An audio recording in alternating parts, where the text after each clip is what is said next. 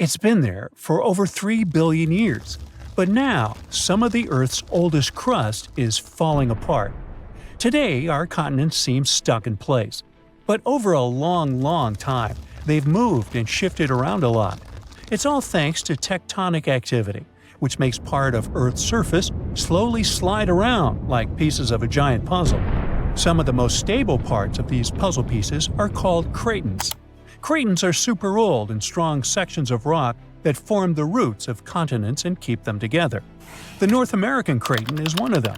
It makes up a big part of the United States, about half of Canada, and most of Greenland.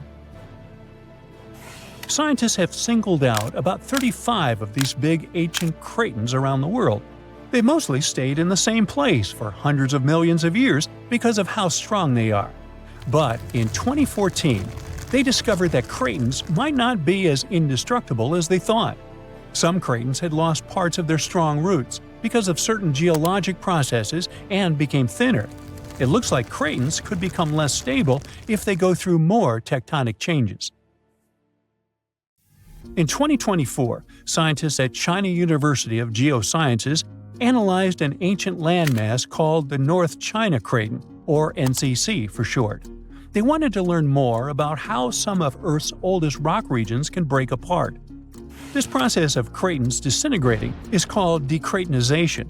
The NCC is so interesting to study because it has three main parts: the Western Bloc, the Eastern Bloc, and the Trans-North China Orogen, a zone that lies between the two blocks. Scientists found that during the Mesozoic era, the Eastern Bloc lost its deep ancient roots because of the strong Earth movements called tectonomagmatic events.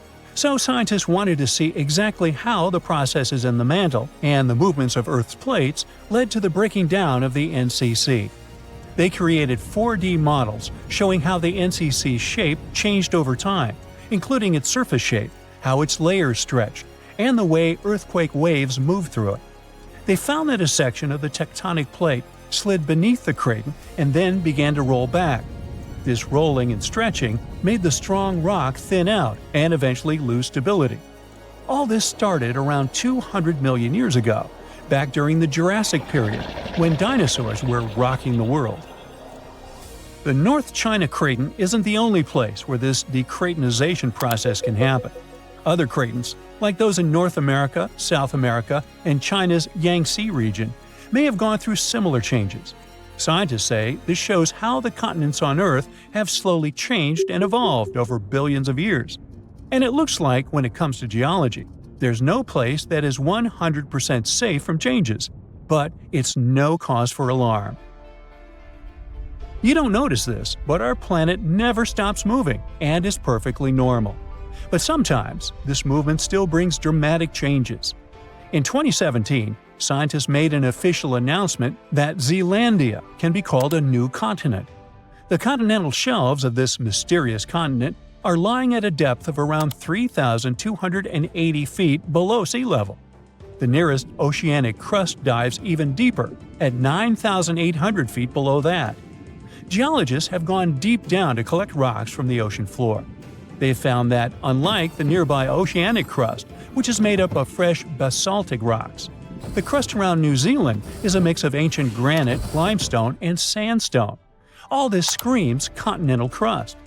Plus, scientists have discovered a narrow strip of oceanic crust that separates Australia from the hidden land of Zealandia. It means these two are separate continents. 85 million years ago, Zealandia decided to break free from the supercontinent Gondwana. Millions of years later, the mighty Pacific Plate, the heavyweight champion of tectonic plates, decided to take a dive beneath Zealandia's continental crust. And that's how the root of Zealandia, that connection to its continental crust, broke off and went into the depths below. And that's not all the tectonic news from this part of the world. 120 million years ago, Australia and Antarctica were a single piece of land. They went their separate ways, but Antarctica didn't leave empty-handed. Today, there's an oceanic plateau in the Indian Ocean. Long ago, it was connected to another lost continent, the Kerguelen microcontinent. Scientists believe that it made a land bridge between India and Antarctica. To find out what it was like, we can look at a tiny archipelago in the southern Indian Ocean. These islands are all that is left of the ancient landmass. They have a cold climate and feature glaciers because they're so close to Antarctica. But in the past, the weather here must have been temperate with plenty of rainfall.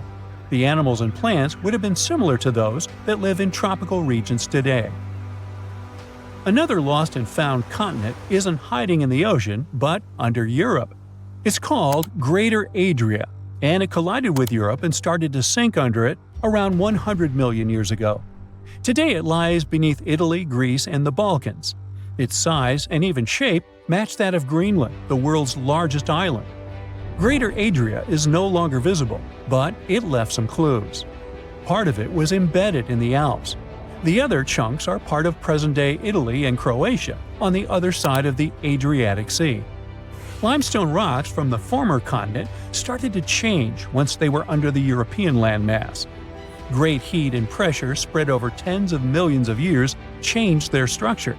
And that's when the limestone left the chat, and the marble took its place.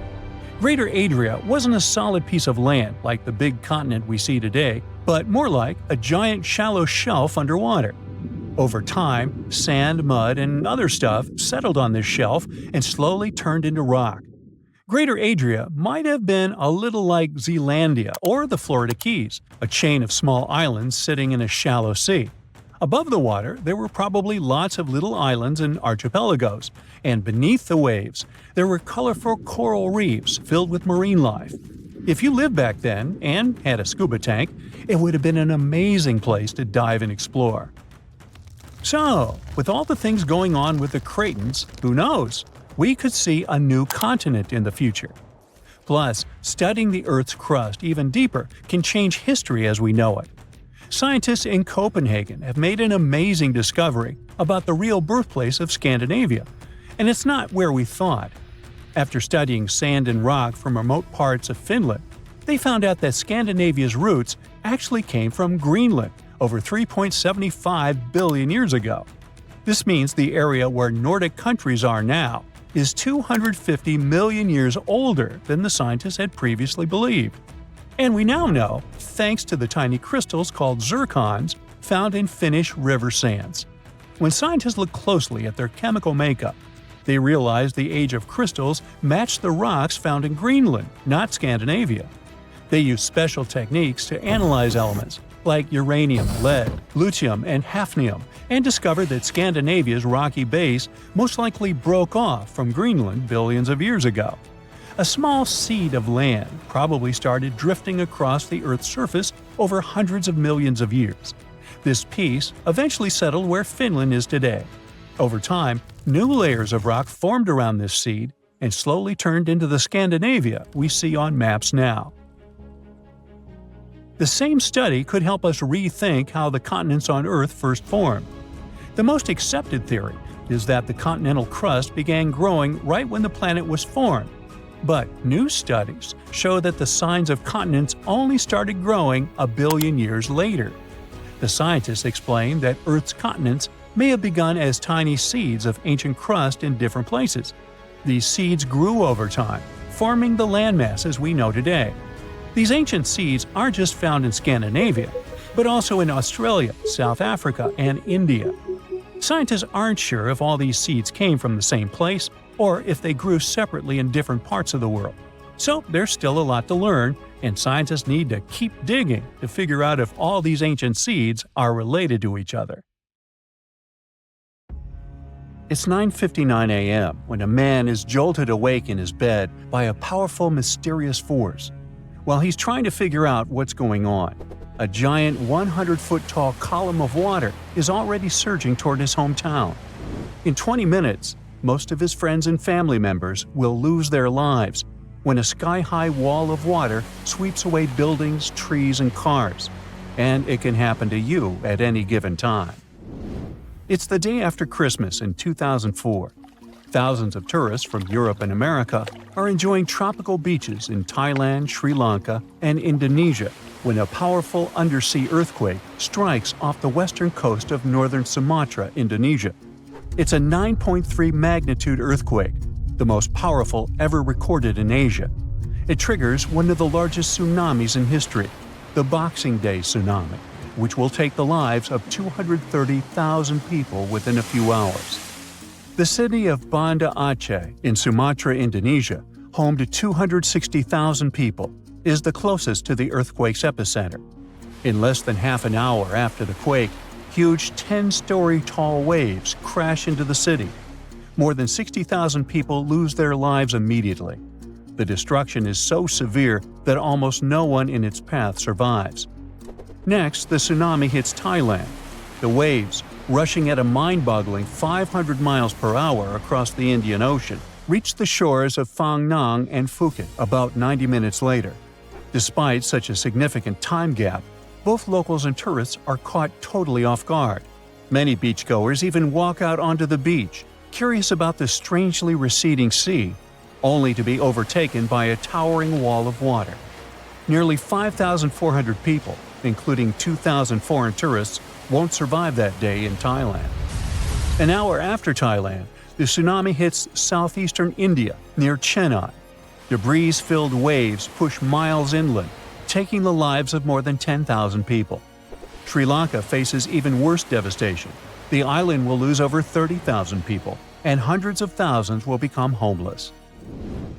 The tsunami's incredible strength is evident even far away. 8 hours later, it claims its last victims in South Africa, 5,000 miles from the quake's epicenter. There, rogue waves catch swimmers off guard. Researchers from NOAA's Center for Tsunami Research explain that the destruction was due to the sheer power of the earthquake. It originated from a megathrust fault. That's where heavy ocean plates dive beneath lighter continental plates. These faults are the largest in the world and lie underwater. The 2004 earthquake ruptured a 900-mile stretch of the Indian and Australian plates, 31 miles beneath the seafloor. Plus, instead of one quick jolt, the quake lasted for 10 minutes and released an unimaginable amount of energy. During the shaking, massive sections of the seafloor moved upwards by 130 feet. That's a lot. Such a sudden movement set colossal waves rippling across the ocean. Imagine it like dropping a massive pebble into the water. The thing is, tsunami waves aren't like those surfing waves you may imagine. No, they look like a fast-moving whitewater river that floods everything in its way. If you get caught in those raging waters, it's almost impossible to survive. If the powerful currents don't pull you under, floating debris will. That's the reason why, during earthquakes, there are usually many injuries and fewer lives lost. With tsunamis, it's the opposite. There's way fewer injuries than fatalities because it's too hard to survive. Catastrophic tsunamis like the one in 2004 are rare. That's why India and Sri Lanka had no record of such disasters. This lack of experience, combined with the absence of warning systems, made the consequences of the disaster even more tragic. People didn't feel the earthquake because they were far from the epicenter. And with no natural warning signs, no official alerts, and no history of tsunamis, the waves that hit crowded coastlines had devastating effects. By the way, the Pacific Ocean, the largest ocean on Earth, is where most earthquakes and tsunamis occur. Locally damaging tsunamis strike somewhere in this ocean about once every 1 to 2 years. 76% of the recorded fatal tsunamis happened in the Pacific. And 99% of tsunami casualties are caused by local or regional tsunamis, which occur more often and hit quickly. But then a question arises: could a tsunami as devastating as the Boxing Day one happen again? Unfortunately, the answer isn't very straightforward.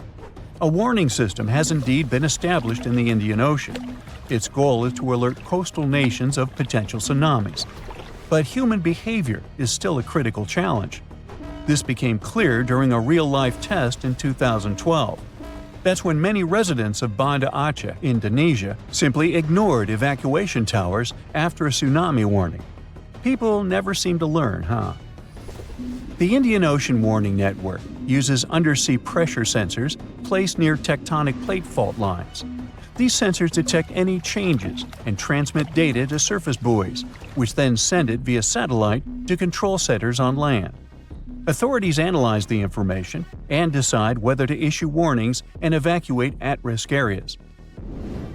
Aceh, located on one of the world's most active fault lines, implemented additional safeguards. They installed sirens in coastal cities, and people get alerts on their cell phones. Plus, there are evacuation towers, reinforced concrete structures capable of holding 500 people. They are special safe zones. Authorities did test how well prepared people were. In 2009, 18 Indian Ocean countries participated in an evacuation drill, simulating a large earthquake. Thousands of coastal communities took part in this drill, and officials concluded that the exercise had been a success. Fast forward to the system's first real test in April 2012. An 8.6 magnitude undersea earthquake west of Aceh triggered tsunami warnings. And even though there were no significant waves, the whole situation revealed critical flaws. Many residents ignored evacuation towers, choosing instead to flee by car or motorbike. This led to citywide traffic jams, with people getting stranded in areas vulnerable to a potential tsunami. It was chaos.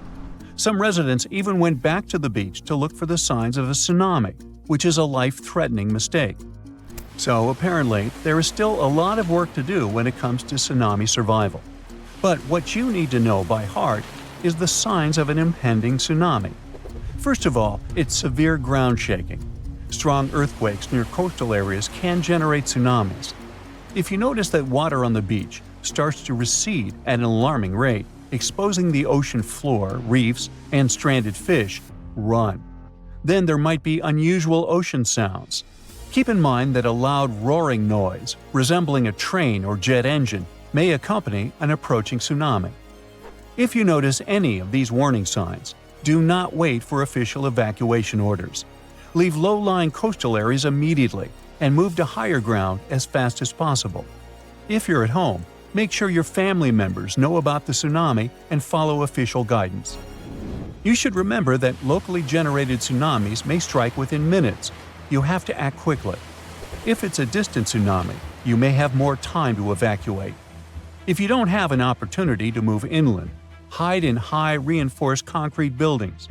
Avoid staying in small buildings or homes in low-lying areas. If you're on a boat, stay offshore. Tsunami activity isn't as dangerous in deep water, so avoid returning to port during a tsunami warning. If you're already in port, check with harbor authorities for guidance. If it's possible to move to deep water, do it in an orderly manner. It may be safer for small boat owners to leave their vessel and move to higher ground. And always, prioritize moving to higher ground over saving your belongings. If you live in a coastal area, you can take some measures to protect your property in advance.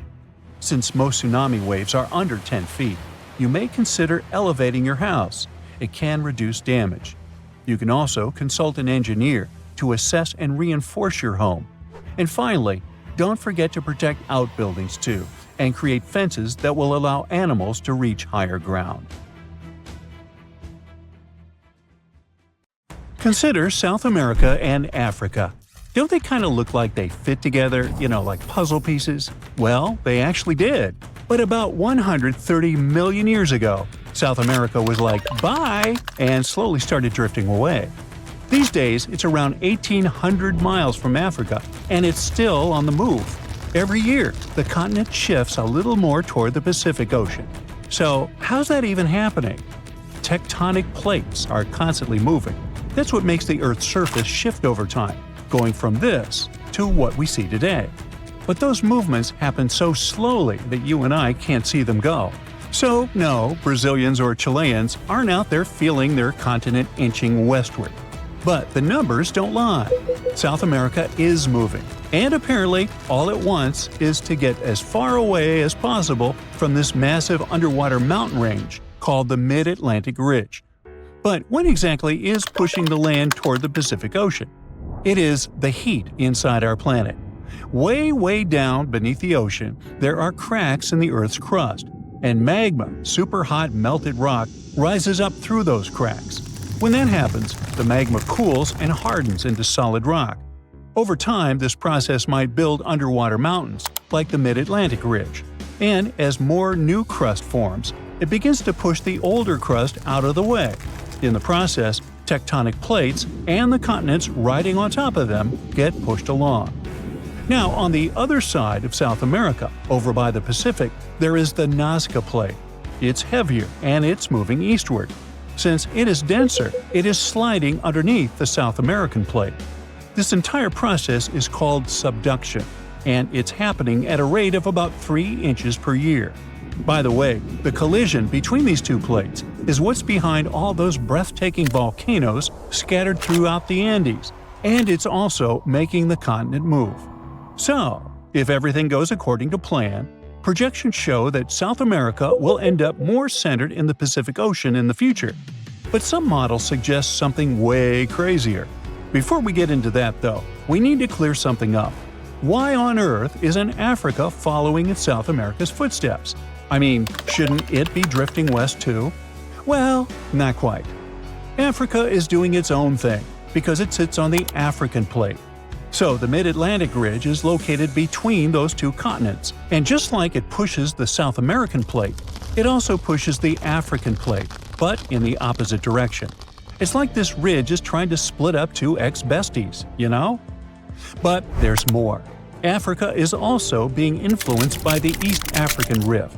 That's one of those massive cracks we talked about earlier, but it's happening on land, which makes it extra dramatic.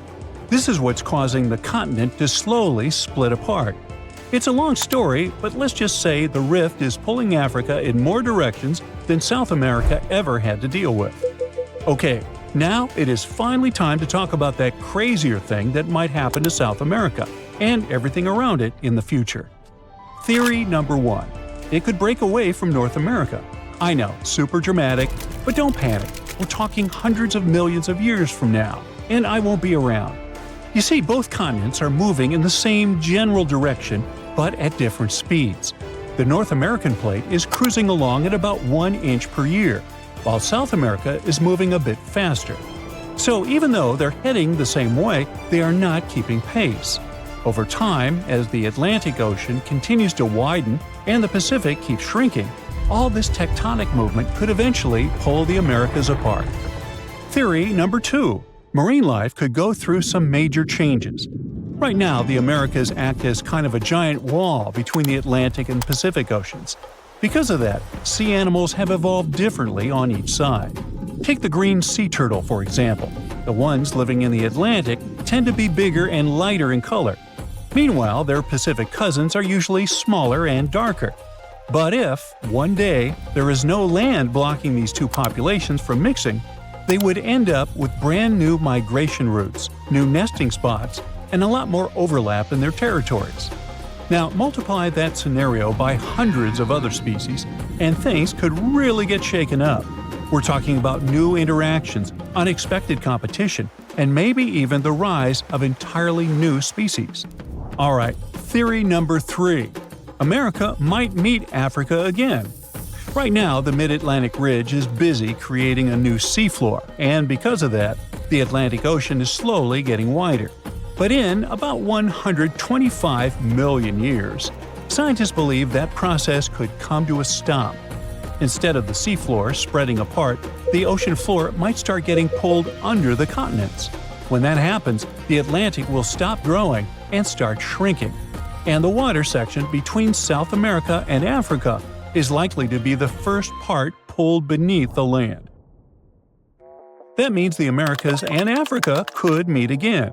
And when that happens, border countries could turn into super shaky places, with earthquakes happening all the time and brand new volcanoes popping up left and right.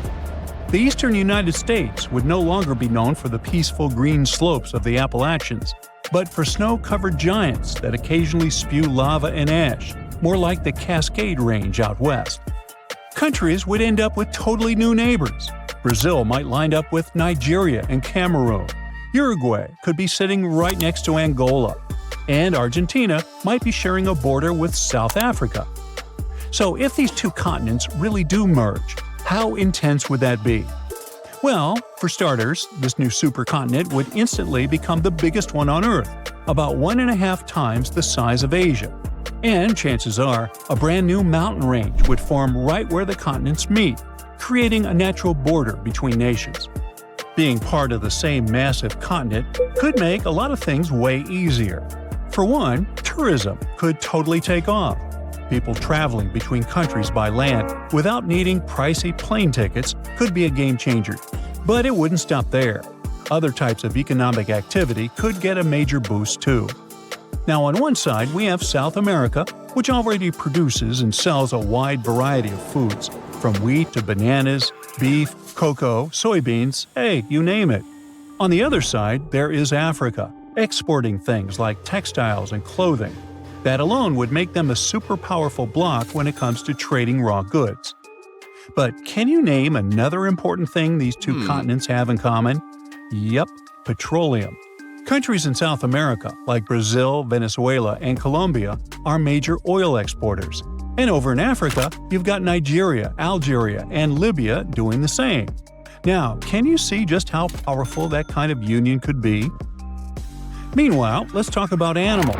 These two massive lands coming together could lead us to wild meetups, like a capybara sharing space with a Nile crocodile, or a sloth seeing a hyena from the top of a tree. This could even lead to new animal hybrids showing up, like a cabby crocodile or a sloth hyena. Okay, those weren't the cleverest names, and honestly, these animals wouldn't be able to mate or even wouldn't want to. But you get the point, right? It's not all positive, unfortunately. New species showing up could become predators, competitors, or even parasites to the native plants and animals. It would take a long time for things to settle into a new balance in those border regions. But honestly, no one really knows how long it would take. The only thing I do know is neither of us will be around to see it, which is okay. Back in the day, from 774 to 775, Earth got hit with a mega blast of radiation. This crazy burst of energy left its mark. 3 rings from that year show way too high levels of radioactive stuff. But what exactly caused it? Scientists are inclined to think that the reason was a solar flare. Some folks think maybe a massive supernova caused the radiation blast. But astronomer Phil Plait says that if that had been the case, it would have had to be less than 1,000 light-years away and would have been crazy bright. But there's no record of that happening. No bright, shiny Death Star in sight. After looking at the radioactive carbon and beryllium in tree rings, scientists ruled out a bunch of other possibilities. At first, they considered that it was a smash-up between neutron stars or a neutron star and a black hole. These types of crashes produce a super quick blast of gamma rays without any light show, which lines up best with the evidence. But these kinds of collisions are super rare. Plait thinks it's kinda unlikely that this is the answer. He figures we should only see one of these events in our galaxy about once every million years. So having one just 1,200 years ago seems pretty wild. Scientists are seriously worried about these rare events. If one happened closer to Earth, it could seriously mess up life on our planet. Even if it was thousands of light years away, a similar event today could cause chaos with all the fancy electronic systems we've come to rely on. So it's a good thing those gamma ray bursts are so rare, because if they were more common, Earth might be in for a rough ride. You may think that if our planet could withstand mega radiation blasts, it can easily withstand something less frightening. Let's say grasshoppers. Sorry to say that, but it's not exactly true. Back in 1874, during a hot summer in Kansas, things took a strange turn. Grasshoppers, or should I say locusts, invaded the Great Plains like nobody's business. They came down like a storm, blanketing houses, trees, and even poor trains passing by. These bugs were on a mission to cause chaos. Farmers had to scramble to protect their wells and just about anything else worth saving. Locusts landed everywhere, wreaking havoc on everything in sight. Even poor sheep lost their wool. Locusts even stripped paint off wagons and handles off pitchforks. This is how destructive they were. Livestock tried to fight back by eating them, but there were just too many of these insects. That year, those critters caused about $200 million in crop damage. The Locust invasion was so tough, even the US Army stepped in to help. In the end, locusts began to disappear, sparing the plains from further devastation. Natural disasters can be even more unexpected than radiation blasts from space and locust invasions. Check this out. Back in June 2017, a reindeer herder up in northwest Siberia was minding their own business when they suddenly heard a crazy loud blast and saw smoke shooting up from the ground. If that happened to me, I'd need to change my pants. Sorry. Later on, they found this huge hole that was like 23 feet wide and nearly 65 feet deep and was surrounded by chunks of ice and dirt. It turned out that there were over 17 such black holes in the area. They were filled with peaty water and shrouded in mystery. Some folks thought those were sinkholes. Others were sure they were left by top-secret device tests or even a bunch of meteorites. Now, the latest idea is that these holes are actually craters caused by the Arctic warming up and melting the frozen ground. The theory states that as the ground thaws, gas pockets trapped beneath the surface burst through, creating such dramatic holes. Apparently, these eerie craters have been showing up in specific spots in Siberia where ancient geological faults have been leaking out hot natural gas for ages. Combine that with some leftover methane from old lake sediments, and you've got a recipe for some explosive surprises as the planet heats up. Not scared yet? Alright, maybe you're afraid of darkness, huh? If so, you wouldn't like it back in 536. It's the year when the world went through a crazy 18-month period of darkness. A mysterious fog covered Europe, the Middle East, and parts of Asia, blocking out the sun and causing chaos. It was like the Dark Ages, but for real. It turns out that the main culprit behind this fog was a volcanic eruption in Iceland. This eruption spread ash across the northern hemisphere, causing temperatures to drop and crops to fail. People were freezing and starving. It was a mess. Historians from back in the day even talked about how weird it was. The sun looked like the moon. Summers were freezing cold, and even China had summer snow. It was all because of the volcanic ash blocking out the sun. And to make things even worse, this period of darkness sparked the beginning of the bubonic plague in 541. Talk about a rough time to be alive. Let's go back to Siberia real quick. Back in 1908, way out in the wilds of Siberia, an asteroid dropped for an unexpected visit. Today, we know it as the Tunguska asteroid, but it didn't get its name instantly. Local folks only caught a glimpse of the show. A bright fireball streaking across the sky, followed by a massive boom. Trees went flying, fires blazed, and animals weren't too happy about it either. But since the area was so remote, not many folks took notice. For almost 2 decades, nobody bothered to check out the Tunguska site. People had too much on their plates back then. But then, scientists finally made it out there and found evidence of the asteroid's shenanigans. Later in expeditions, they found some spacey microparticles. Fast forward to now, and NASA has a whole planetary defense thing going on. They even sent a mission to test out asteroid deflecting tech. Because who knows when the next cosmic rock will come knocking on our door, right? In the middle of the 19th century, there was one more epic solar storm called the Carrington Event. It may not sound like a big deal to you, but it had pretty rough consequences. The next day after the storm, Earth was hit with this insane geomagnetic storm that threw telegraphs off the rails and brought auroras to the tropics. And it's the place where they normally never show up. Turns out, all this space weather madness started with weird stuff happening on the sun's surface, like sunspots. From these spots, solar flares and other crazy electromagnetic stuff can pop out and mess with our technology. Massive solar storms like this one can shoot out from the sun at speeds of up to 1,800 miles per second. They can contain billions of tons of solar material, complete with a sassy little magnetic field that loves to mess with Earth's magnetic field when they meet. Now, listen closely. We're getting close to the next solar maximum in 2025, so it's a good time to check out the history of the worst solar storms, like the Carrington event, and take notice. Imagine if a similar storm hit today.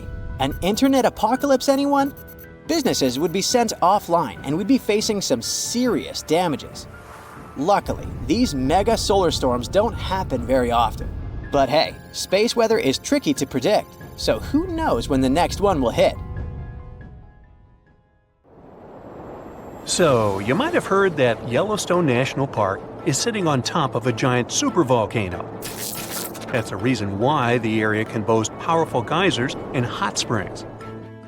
But it also means that underneath Yellowstone, there is an enormous magma chamber.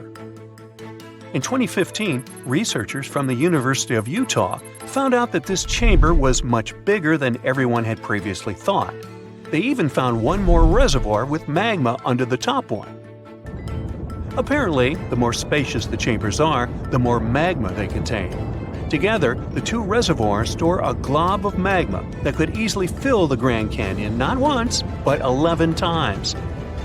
But you know the most worrying thing about the magma chambers? They tend to push against the ground above them. As a result, the land in Yellowstone rises about 1 to 2 inches a year. On top of that, Yellowstone has the status of an active volcano, and its volcanic explosivity index, yes, there is one, is 8 out of 8. Such a high number means that if this volcano erupted, it would be an apocalyptic event. To put it into perspective, the eruption of Pinatubo in the Philippines in 1991, which is considered the most powerful in living memory, was given a mere 6 on the volcanic explosivity index. Ha, loser. Now, let's figure out if there's anything to worry about. In March 2023, the University of Utah seismograph stations recorded 354 earthquakes in the entire region of Yellowstone National Park. Sounds like a lot.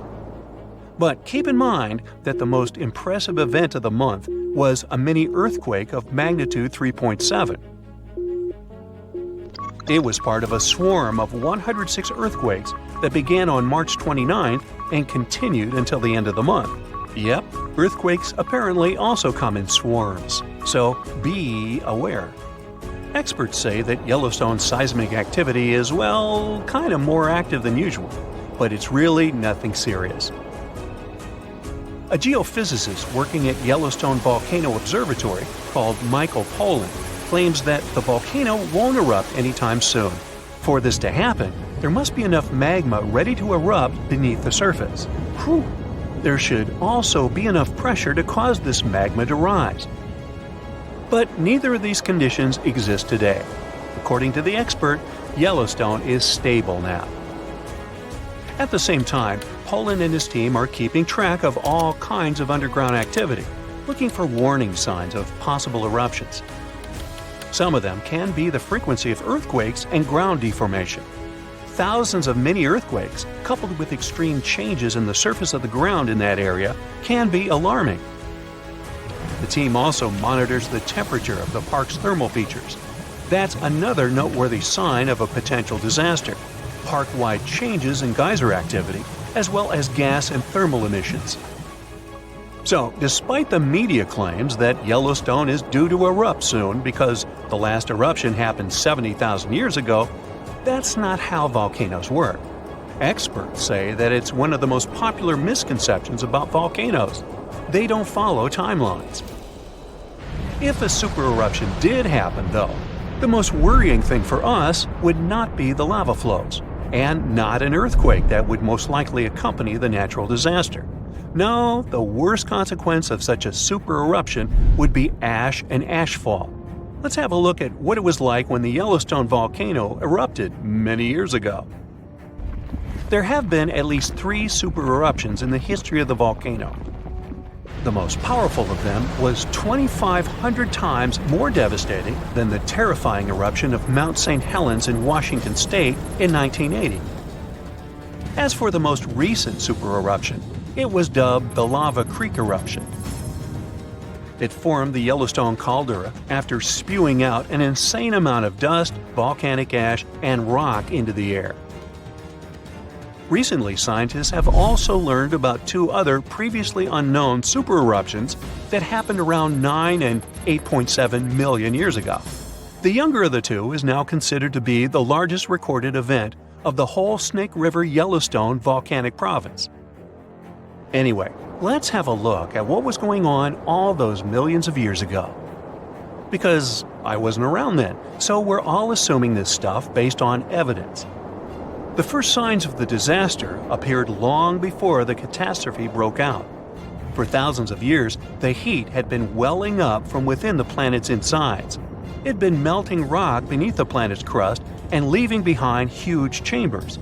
They were filled with a pressurized mixture of semi-solid rock, magma, water vapor, and different gases, including carbon dioxide. All this scorching underground soup was expanding since more and more magma arrived with time. The land over the volcanic system was rising upward almost unnoticeably. A year before the supereruption, Yellowstone gave a warning, a burp maybe, but that long ago there was no one who could interpret these signals. Plus, those alarming processes were mostly going on underground. For example, decompression releases gas bubbles. While bursting, such bubbles can often power particular kinds of eruptions. Months before the eruption, small-scale earthquakes became more frequent and more intense. The ground in many spots all over the supervolcano got hotter than it used to be. Surface lakes and groundwater also became warmer. If people had been around at that time, they would have noticed unusual steam fogging in that area. Not long before the eruption started, the growing pressure pushed the ground over the magma chamber up. This created a dome-shaped uplift. Narrow cracks started to open along the edges of this dome. Imagine opening a bottle of soda after you've shaken it. Something like that was happening near the volcano. Think Mentos and Diet Coke. The pressure was released through the fractures when gases were bursting out from under the surface. So right before the disaster, the ground around the Yellowstone volcano lifted. Geothermal pools and geysers heated up to boiling temperatures and got more acidic than usual. The magma started to rise toward the surface. At one point, the rock roof of the magma chamber couldn't resist anymore, and the eruption kicked off. Small but constant tremors began to move the ground days before the catastrophe. But the real shaking didn't start until several minutes before the eruption. With a deafening roar, a massive column of lava and ash hurled up into the air. Within several minutes, a pyroclastic flow rushed across the area at a hurricane-force speed. Such a flow is a liquid mixture of half-solid lava pieces, volcanic ash, and hot, expanding gases. It looked like an extremely hot, toxic snow avalanche. With a temperature of about 1,300 degrees, it was burning everything in its path. The volcano kept pumping ash for days on end. For all living creatures, ash fallout was one of the most dangerous consequences of the eruption. Volcanic ash turns into glassy cement within seconds of being inhaled. Most animals didn't have a chance to survive. Even thick trees started to collapse under the weight of this dense substance. It only took a couple of days until a thick layer of ash covered huge territories. After the ash got into the stratosphere, the temperatures all over the world started to drop. The eruption was rich in sulfur, which is an effective sunblocker. That's why it soon got so cold that there was no summer in the whole world for the next several years. Animals couldn't find food and clean water. This natural disaster, called the Gray's Landing supereruption, was colossal. That's how researchers described it in their recent studies. It affected a huge territory. The streams of lava enameled an area as large as New Jersey in scorching hot volcanic glass. It instantly sterilized the land surface, wiping out all the plant life that had been thriving there before. Now, if such an eruption were to happen these days, it would cover Colorado, Utah, and Wyoming with almost 3 feet of toxic volcanic ash. Many regions would be plunged into darkness. Even the coast, where most Americans live, would experience problems with the spread of the ash cloud. It would destroy crops and contaminate pastures, ruin power lines and electrical transformers. Well, so I'm sure you'll agree with me, it's a good thing that such a disaster isn't expected to occur anytime soon. Hey, we got enough other stuff on our plate. You're on a ship when you notice some water foaming nearby. It looks as if a huge vessel just sunk there, but you don't see any debris. Steam is rising over the water, and large bubbles appear on the surface. In a couple of minutes, you see a small piece of land appear right in front of your eyes. It's releasing flames and lava. Millions of gallons of water evaporate in the mouth of the volcano. Frightened, you get away from this place. For the next 3 years, the small island covered with volcanoes will slowly be emerging from the water. Every day, it'll erupt and fill the sky with black ash. When the ash settles, it'll get mixed with the water and form the shore. This eruption lasted 3 years, and finally, by 1967, the island of Surtsey on the southern coast of Iceland was fully formed. Surtsey is one of the few islands that have emerged from the depths to the surface of the sea. But it's almost impossible to get here. The island has a unique ecological system, and scientists want to find out how it's going to develop without human influence. Only a few people from all over the world have permission to walk around on the island. For many decades, people's minds have been occupied with the mystery of Easter Island, a remote piece of volcanic soil far away in the Pacific Ocean. But our planet hosts thousands of such lonely islands. What is so peculiar about this one? The mystery is concealed not in the island itself, but giant stone statues covering it. Who created the world-famous huge stone heads? Did they serve any specific purpose? Rapa Nui, which is the name given to Easter Island by its first inhabitants, is the territory of Chile and is situated in the southern Pacific Ocean. And it is so far away that you can easily consider it one of the most distant places on the world map. The only transport that can take you there is a plane. If you want to get to this destination point, you will need to spend 5 hours on board, flying from Santiago to Easter Island. The statues carry the name Moai. They started to be carved at some point between the 13th and 15th centuries.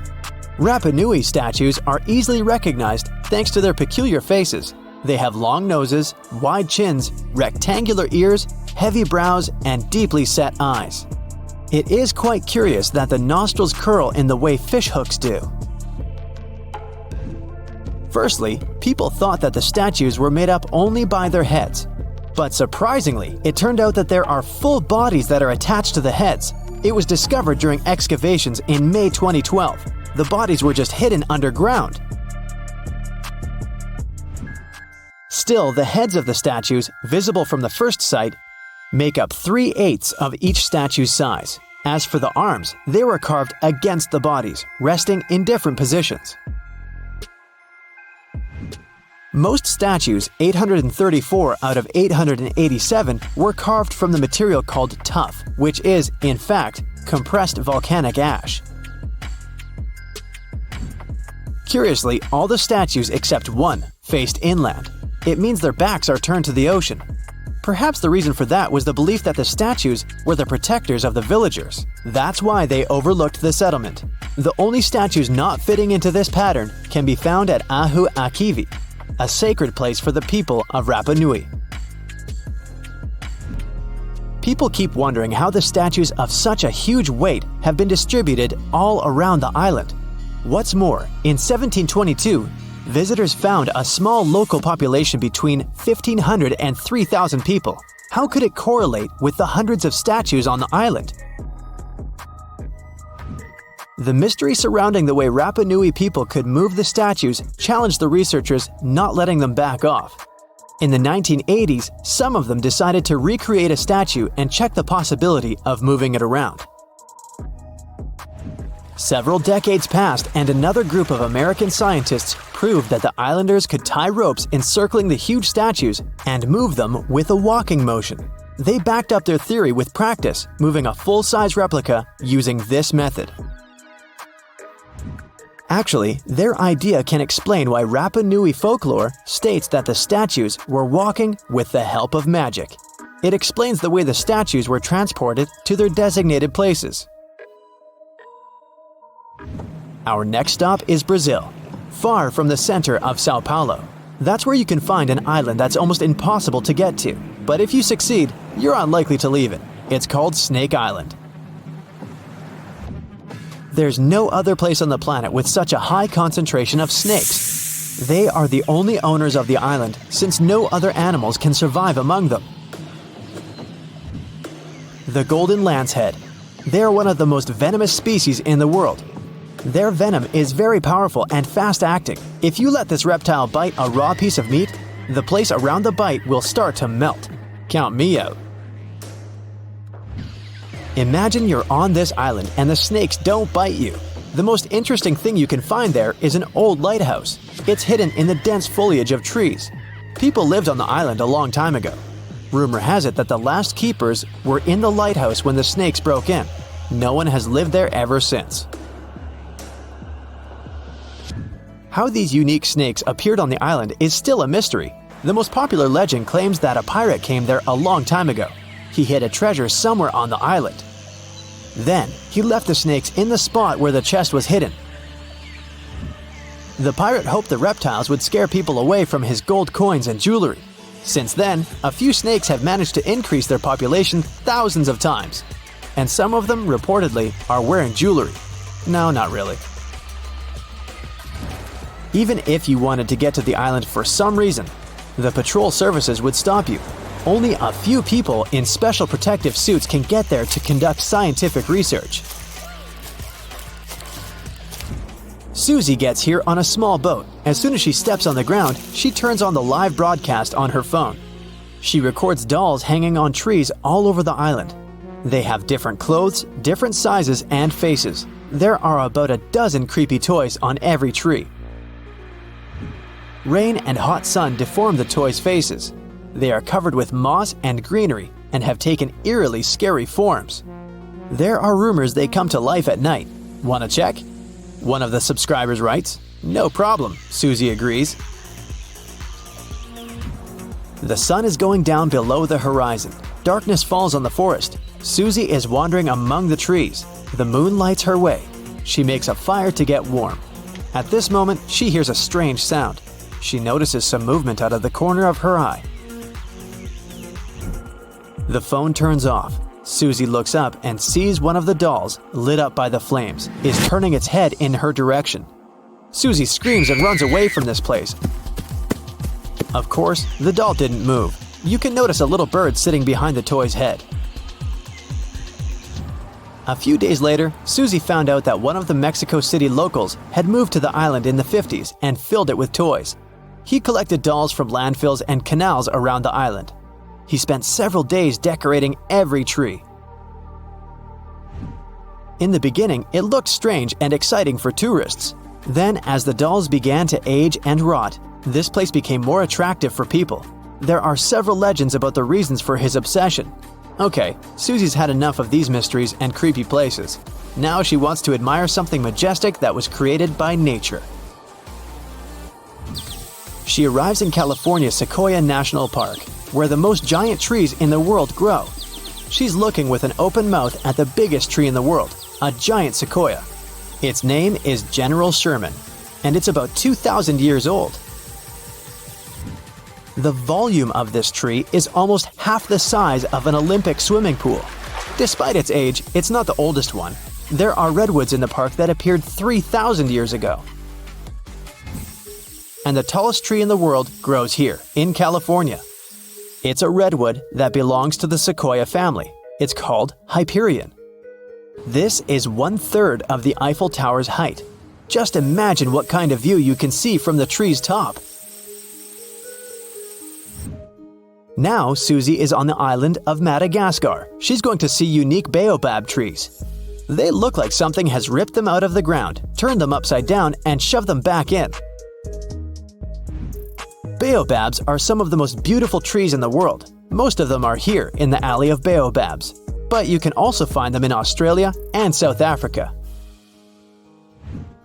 Their tree trunks resemble sponges. They expand and absorb moisture during the rainy season.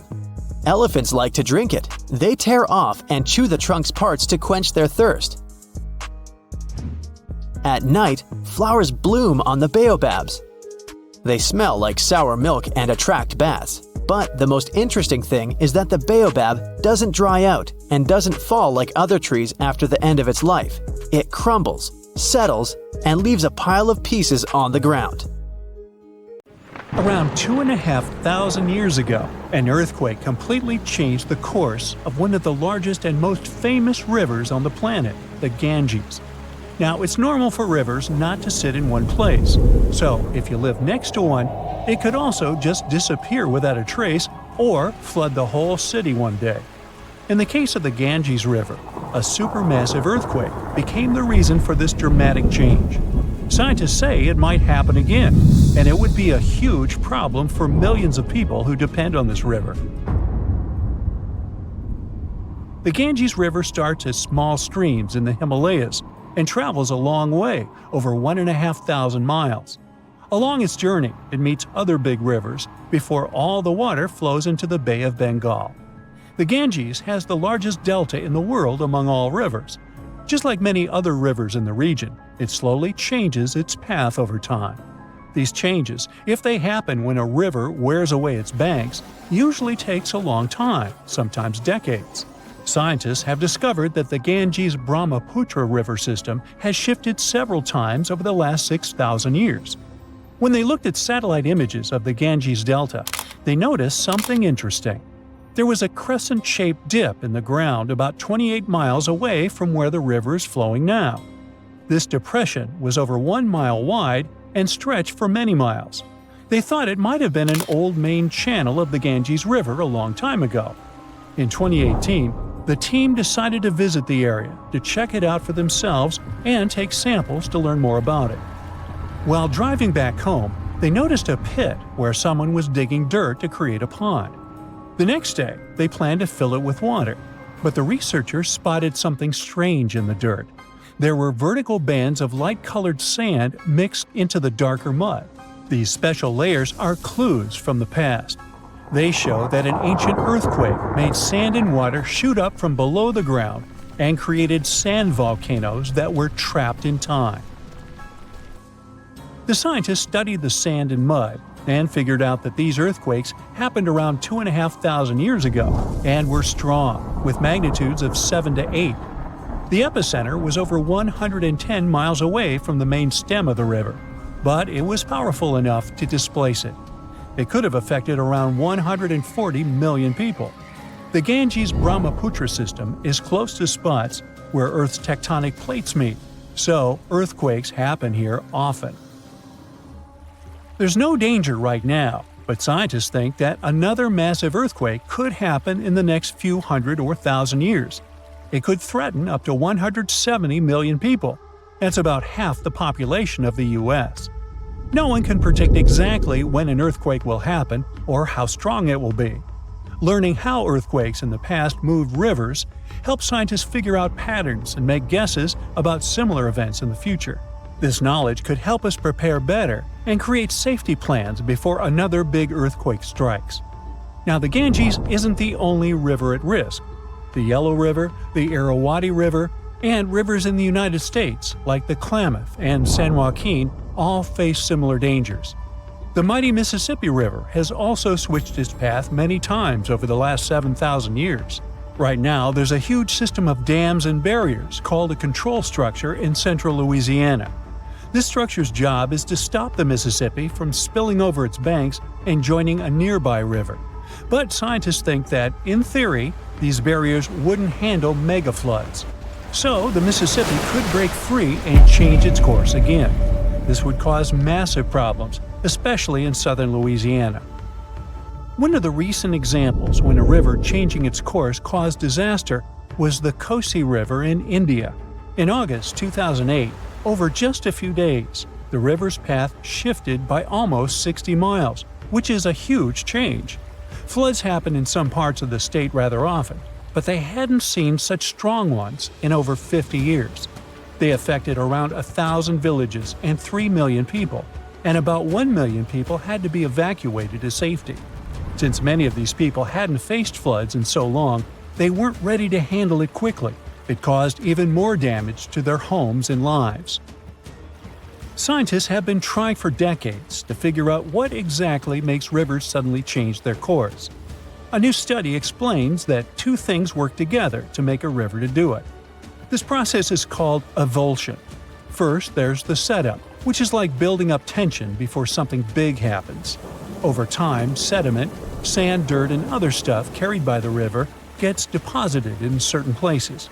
It either raises the river above the land around it or makes a nearby slope steeper than the river's current path.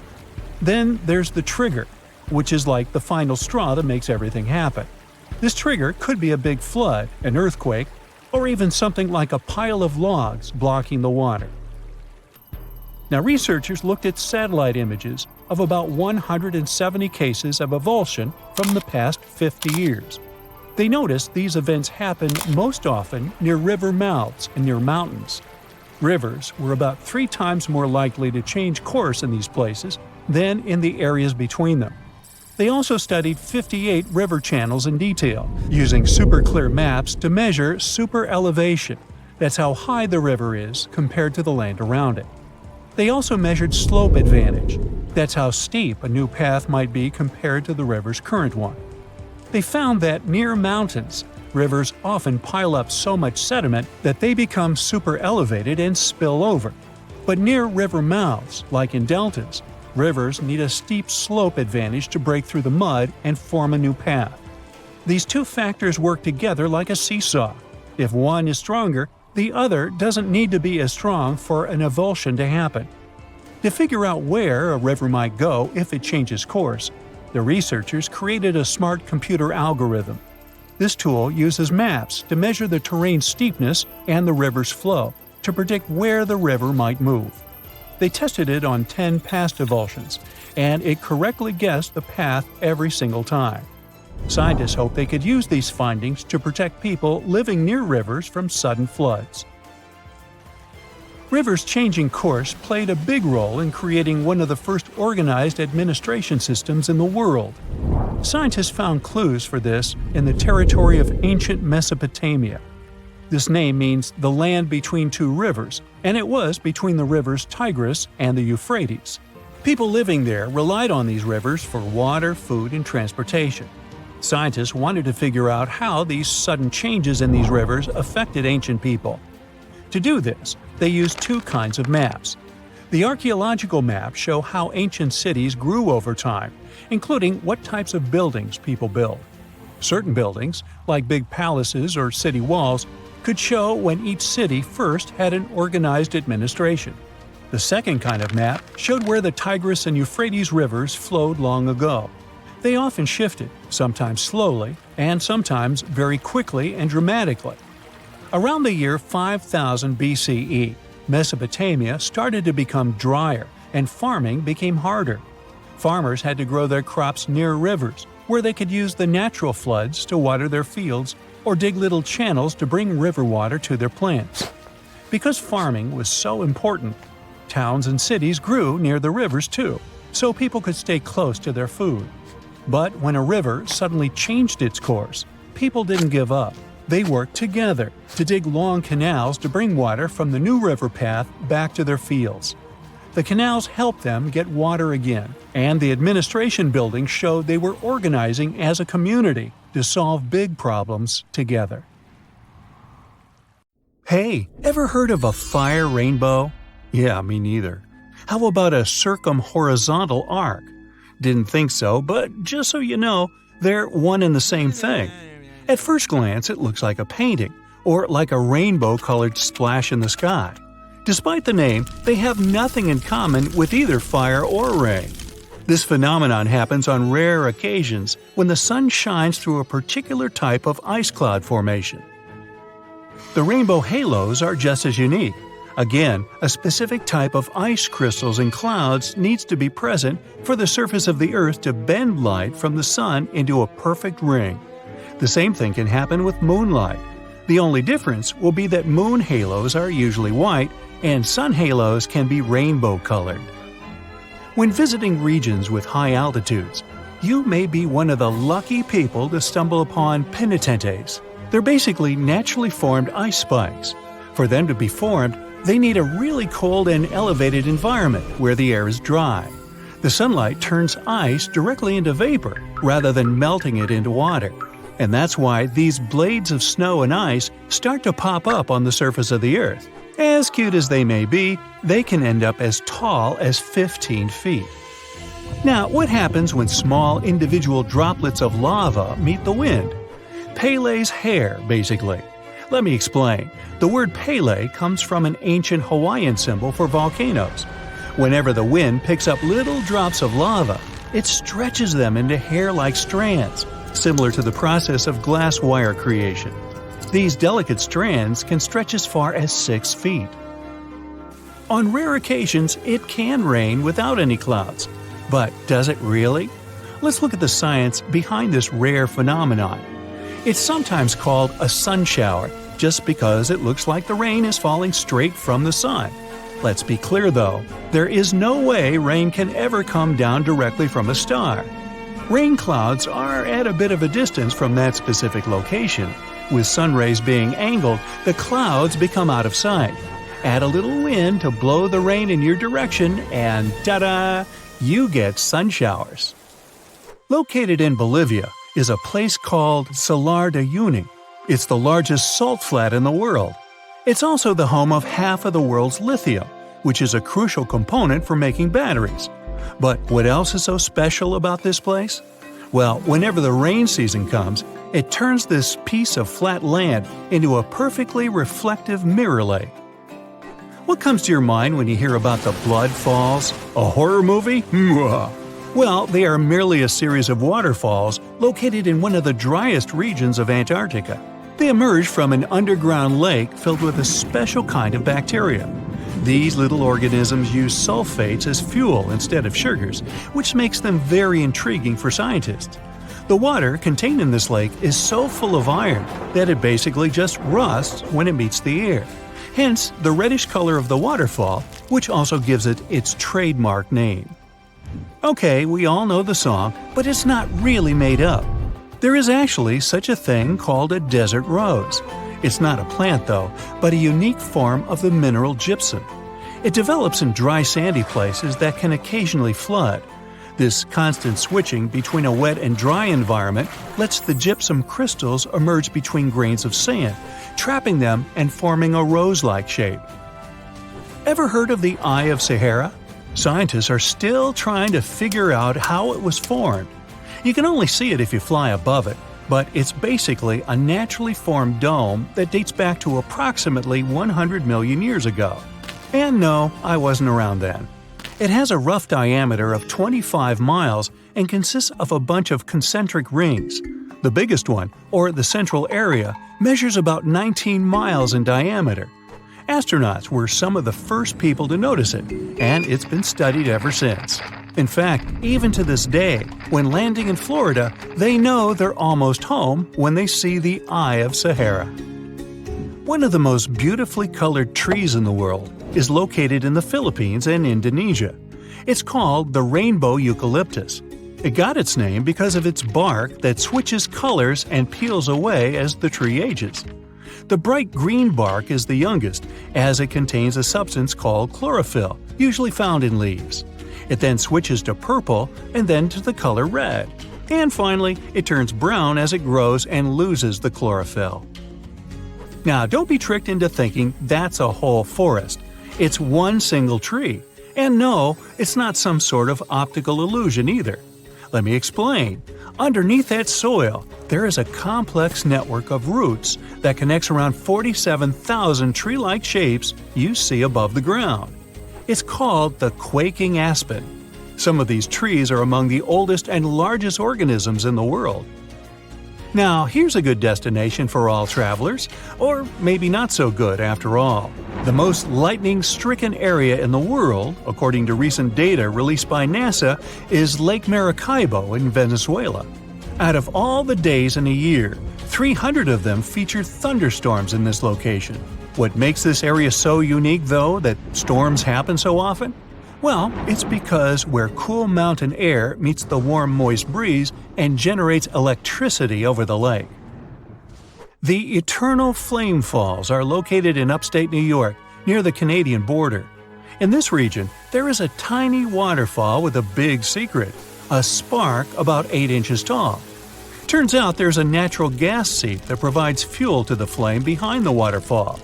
The waterfall provides enough coverage so that it stays lit pretty much every time. Hikers do enjoy to relight it if they see that it's been blown out. This phenomenon is actually quite common, but this one gained more popularity because it is younger than most. And it looks very good in pictures, let's be honest. I've heard of yellow sand, white sand, and even black sand here or there. But I've never heard of green beaches until now. Papacolia, also known as Green Sand Beach, is located in Hawaii and is one of the few beaches in the world that features green sand. The unique coloring comes from olivine rock that was formed when a nearby volcano erupted. Actually, in Hawaii, all the volcanoes are nearby. Move over green sands because some of the other beaches around the world can even glow at night, and it's completely natural. The culprit? A little thing called photoplankton, or microalgae as they're sometimes called. They're basically little plants that contain chlorophyll and need sunlight in order to live and grow. Most photoplankton kinds are able to float in the upper part of the ocean, where the sunlight can still reach them beneath the water. When the photoplankton gets agitated by the movement of waves and currents, they emit light, which looks like some glow during the night. These special microorganisms are found on beaches in a lot of places around the world, such as the Maldives, Puerto Rico, and the Everglades.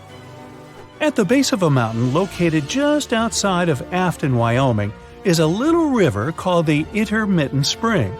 There are only 3 of this kind in the whole world, but what makes this little string of water so mysterious? Well, the fact that it starts and stops every few minutes. Scientists have yet to pinpoint precisely why this happens. They speculate that it's basically just a siphon effect that happens deep within the ground that causes the river to just start and stop so often. Should you ever be interested in checking it out, be sure to do so in the late summer, as that's when the intermittent spring is most active. Do you see the irony here? You can only see the spring in the summer? Okay, I'm done. Marriage is not only about happiness, mutual support, love, and friendship. Marriage is also about trials, crises, and storms. And this Swedish couple survived several storms during their honeymoon. Literally. Not screams, insults, and drama, but real hurricanes, fires, earthquakes, and other natural disasters. This is a really cinematic love story. Newlyweds against nature. Meet Erica and Stefan. They met in Stockholm while working on a joint project, parted but started chatting with each other on social networks. Their long-distance communication lasted for several years before Stefan decided to ask the woman out on a date. And it's worth paying tribute. It wasn't a typical date in a restaurant or in a park. Stefan suggested that Erica fly with him to go diving in Egypt. They realized that they both loved to travel and finally fell in love with each other.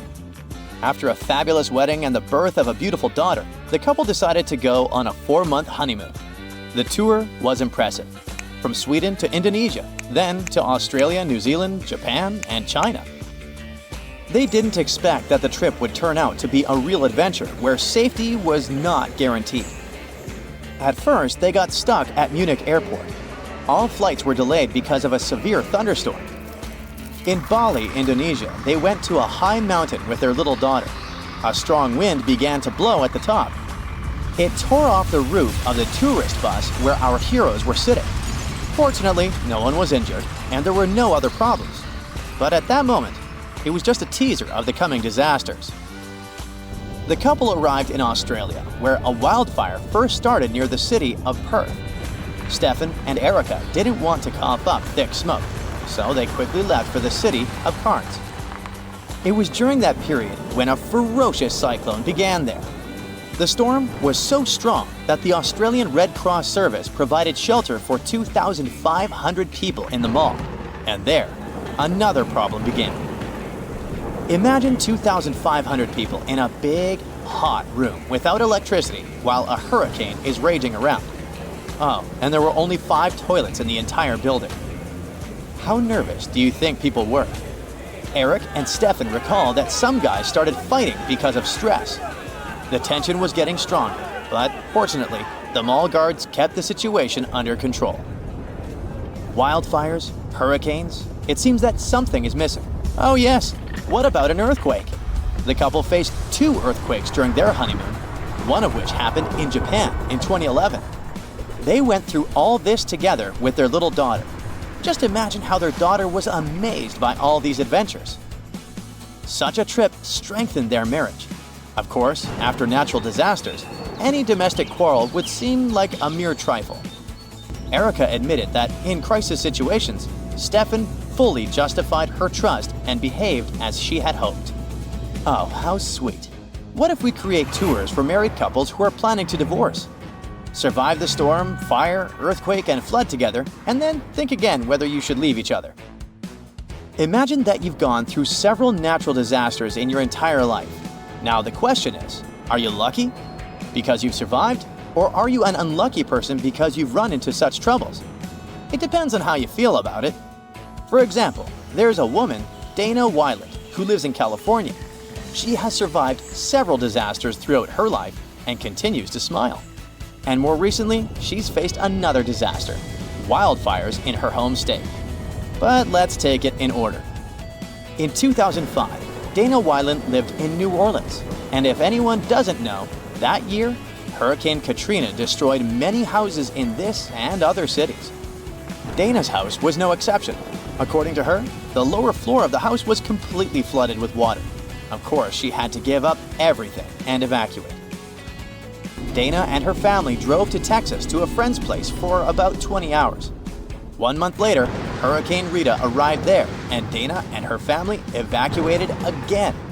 It looked as if nature was following her around, but our heroine was not one of the timid ones. Several years later, she faced another disaster, Snowmageddon. This was when a huge amount of wet, cold snow flooded cities and roads. Strong wind, blizzard, and endless snowfall. All traffic stopped. The lights turned off. The streets were empty. Dana sat for 11 days without electricity during this snow apocalypse. And after all these disasters, she got the exact opposite of snow. Wildfires in her hometown of Lake Arrowhead in San Bernardino County. Let's hope that this time, everything will be fine with her again, and she will meet any adversity with a smile on her face. Have you heard that lightning doesn't strike twice in the same place? Can it hit the same person twice? What if it strikes the same guy 7 times in a few hours? This is not a movie plot in a tragicomedy genre. This is the real story of Roy Sullivan, a man who got into the Guinness Book of Records for the number of lightning strikes survived. There are more than 8 million lightning strikes on Earth every day, which is about 100 strikes per second. But even so, the probability of getting struck is extremely low, 1 chance in 10 million. For Roy Sullivan, these chances were too high. For his strange record, people nicknamed him the Human Lightning Rod. For the first time, lightning struck him in 1942, when Roy was on a watchtower that didn't have a lightning rod. A bright flash of light and a powerful current discharge scarred the man, but didn't cause crucial damage to health. The next accident occurred in 1969, when lightning struck a tree near the road. The lightning passed through the tree to a car. Guess who was driving this vehicle? Roy lost control and almost drove off a cliff. Fortunately, he stayed alive again. Okay, the first time he was on the tower during a thunderstorm. The second time was on the road next to a tree, and as we know, lightning often strikes trees. This meant Roy was in a potential risk area every time. But the third time happened in his front yard. Lightning struck the transformer and caught his shoulder. The fourth time happened in 1972. Lightning struck Roy while he was working. From that moment on, the man began to suspect that this natural phenomenon was somehow attracted to his body. Maybe it was a curse, or maybe everything could be explained from a scientific point of view. A year later, lightning struck him for the 5th time. A thunderstorm started that day. Roy decided not to try his luck again and hid in his truck. And so, when the storm calmed down, Sullivan got out of the car and bam! Another lightning strike. There were 2 times left before the record. They occurred in 1976 and in 1977. Roy's bad luck spread to his wife. One day, lightning struck her too. It didn't hurt her, but scared a lot. So far, no one has broken Ray's record, but obviously people haven't tried to do that. Okay, lightning, fires, snowstorms, hurricanes, and earthquakes. But how about tsunamis? Unfortunately, this is one of the most terrible and devastating disasters on the planet. If you survived it, you're definitely lucky. Zarul Fuadi from Indonesia survived these devastating water disasters twice. The first occurred in Indonesia in 2004. And the second happened a few years later during an earthquake in Japan. During the second time, Zarul was in the building on the 3rd floor and felt a jolt. He was shocked and immediately remembered the tsunami he had experienced before. The tsunami hit the city, but our hero and his family survived. After this double trouble, he decided to move to his homeland, Indonesia. Despite the terrible events, Zarul looks at what happened calmly. Any catastrophe can happen to any person at any moment, but it doesn't mean you should live in fear forever. So, he focused on the bright side of life. Now picture this. You're watching a volcano erupt, which is a scary view by itself. But suddenly, you notice ominous bright flashes lighting up the sky over the volcano. It takes the nightmarishness of the experience to a whole new level. One cause is static electricity, which occurs when dense ash particles rub together not very high above the ground. The other source of volcanic lightning is high above the surface, near the stratosphere, where chaotically moving ice crystals set free powerful jolts. Salar de Uyuni feels like you're standing on top of a large mirror, but it's actually a salt flat of more than 4,000 square miles. It's located in Bolivia, South America's highest elevated country. This natural mirror is a remnant of prehistoric lakes that had evaporated a long time ago. Even though it may look flat, GPS technology proved that some of the landscape has some little defaults that are all less than an inch small. The place is so bogged that it has around 10 billion tons of salt. If you get there at the right time, some of the nearby lakes overflow with a small layer of water, which acts as the mirror of the sky. Many locals extract salt and lithium from there. Don't forget to pass by the world's first salt hotel when you visit. You can find a real rainbow mountain in Peru. Scientists still can't explain it. The colorful peak is hard to reach, but seeing the blue, red, green, yellow, and pink colors in nature is something to remember. Now, what looks like frozen flying saucers is, in fact, pockets of highly flammable and combustible methane gas. Trapped underwater, it forms psychedelic landscapes and stunning patterns. Typical for northern lakes, such as Lake Abraham in Alberta, Canada. These bubbles appear when dead animals, leaves, and plants fall into the water and get consumed by bacteria. These bacteria later excrete methane gas. Wow, I can smell it from here. In late March 2018, Eastern Europe witnessed an event as beautiful as it was spooky. Skiers glided down tangerine slopes under the red-tinted sky. Puzzled and excited, people describe this experience as walking on Mars or skiing down sand dunes. But however mysterious this phenomenon seems, it has a disappointingly simple explanation. The sponsor of the extraterrestrial landscape was a powerful sandstorm that had arrived from the Sahara Desert. This storm had brought along dust, sand, and pollen particles that colored the snow orange. It's not a one-time natural phenomenon.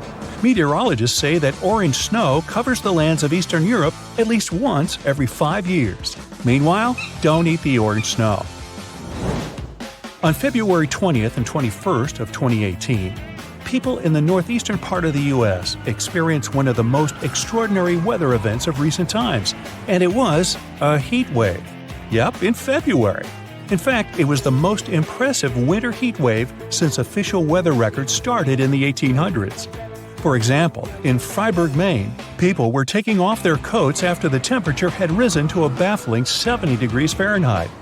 In Fitchburg, Massachusetts, confused people put on sandals when they saw the temperature outside 80 degrees. The same was happening in Harrisburg, Pennsylvania, where the temperature reached 83, and in Wells, Maine, where the thermometer showed 77 degrees. Now, around 11,000 years ago, in present-day Turkey, with no cities or metal tools whatsoever, some incredibly skilled craftsmen completed Göbekli Tepe. How they managed to chip and lift limestone blocks 3 times as heavy as a T-Rex, and what they symbolize is still unknown. Ooh. One mind-blowing fact about Devil's Tower in Wyoming, USA, is that scientists can't explain how it came to existence in the first place. You see, it's an 867-foot rock formation with walls so steep they're basically vertical. This piece of stone just arose amid the rolling plains of Wyoming with nothing like it for miles and miles around. So how is it that such a flat landscape could have suddenly given birth to something so tall? Theories abound, but nobody has the answer yet. Croatia's Plitvice Lakes National Park is a major tourist attraction and a World Heritage Site, with many unique animals and plants teeming around. It looks like an epic movie set, with infinite waterfalls flowing from every direction and the clear lakes all around. In the mid-1980s, a scuba diver discovered the Yonaguni Monument off the coast of Japan. Scientists are positive this collection of structures is thousands of years old, but they still can't decide if it's natural or man-made. In case it proves to be an ancient city, the new mystery is what lost civilization built it and how did it make it to the bottom of the sea? The shape and formations of these rocks aren't a result of some human's work. They were created by intense volcanic eruptions. Scientists are still confused why the Giant's Causeway in Ireland is shaped in such a weird way. Back in 1812, for an unknown reason, an English farmer paid a local painter to remove tons of soil on a hillside and fill the contours with chalk. The painter ran away with the money, so the farmer had to pay a second time to get the Alton Barnes White Horse finished. Black Falls in Iceland get their name from the dark lava columns surrounding it. The base of the waterfall has sharp rocks. The entire structure was the inspiration for Icelandic architecture seen in some of their famous buildings. You can see hair ice in the forest on a humid winter night. Resembling cotton candy or a white hair wig, unusual ice crystals grow on rotting wood. Unfortunately, this beauty melts as soon as the sun comes up. Only recently have scientists discovered what creates hair ice. All this time it was, are you ready? Fungus. Yep. It allows the ice to form super thin hairs and helps them to support this form throughout the night. When this particular type of fungus isn't present, instead of fragile hair, ice forms a crust-like structure. Now, one of the most common causes of wildfires is lightning from thunderstorms. But have you ever heard of a wildfire that triggered a thunderstorm? Well, now you know. It happened on May 11, 2018, not far from Amarillo, Texas. Then, the super powerful Mallard Fire not only created a massive dense cloud high in the air, its heat also caused a violent thunderstorm that later dumped tons of quarter-sized hailstones 60 miles away in Wheeler County, Texas. Carhenge is the weirdest landmark of Nebraska. Its author studied the real Stonehenge and created his own version out of old cars as a tribute to his father. Some cars stand like monoliths. Others are connected into arches. When asked why he did all this, the creator of the construction said, "Why not?" Another Stonehenge look-alike was found on the bottom of Lake Michigan in 2007. There's a group of rocks in a circle and carvings of a mastodon. This beast ceased existing over 10,000 years ago, so the carving has to be older than that. Its location is kept secret from the public. Good luck finding it. Canada's Hudson Bay is probably the only place in the world where gravity is indeed lower than anywhere else on the planet. Even skeptics can't smirk at it because the difference has been measured with precision equipment. So does it mean that the gravity here is as low as, say, on the moon? Unfortunately, or is it luckily, I'm not sure yet. The difference is minuscule. The exact value is 0.005 or 1/200%. You won't be able to feel it even if you try your hardest, but it's still there. Scientists say this anomaly exists because of the ice sheet that covered the area about 10,000 years ago. It compressed the rocks so much that they still can't fully recover, shifting the gravitational field in Hudson Bay. Sometime in the future, though, the gravity will return to normal in this area as well. In 2010, fossilized fish were uncovered 250 miles west of the Nile River, where the Sahara Desert was as arid as ever. This chance finding led scientists to believe there could have been a sea where the Sahara is now, so they conducted a geological survey of the area, and it yielded unexpected results. They found evidence of something huge under the sands, and it wasn't part of any sea at all. For several months, the research continued with GPS equipment on land, and later, when all the ground data was collected, scientists took a look at the area from a satellite. The view was astounding. It turned out there was an enormous basin underneath the desert, with another, smaller one nearby. Along the shores of these basins, ancient human settlements had been found previously, and now the researchers finally had the answer as to why exactly they had chosen those spots to live. There had been a lake of impressive proportions, over 42,000 square miles of fresh water in total, about half the size of Lake Michigan. Winds howled, snow swirled everywhere, and visibility dropped to almost zero. 17 climbers were trapped on top of Mount Everest, running out of oxygen. Did they have a chance to survive? And why would that day go down in history as the 1996 Mount Everest disaster? At the end of March that year, a team of 18 people led to the top by Rob Hall came together in Kathmandu, Nepal. The very next day, they began their 9-day-long hike along the Himalayan paths. By April 9th, they finally reached base camp, which is the starting point for climbing Mount Everest. The journey wasn't easy, and many team members got sick on the way from the altitude. At the same time, another climber, Scott Fisher, was leading his team of 19 people to base camp. When both teams arrived there, they started exercising and learned how to breathe where there wouldn't be much oxygen. On Rob's team, one climber got frostbite on some of his toes, and his throat froze, making it hard for him to talk. On Scott's team, one man had trouble breathing even while at base camp, so he had to use bottled oxygen there. Another severe problem happened with one of Scott's Sherpas.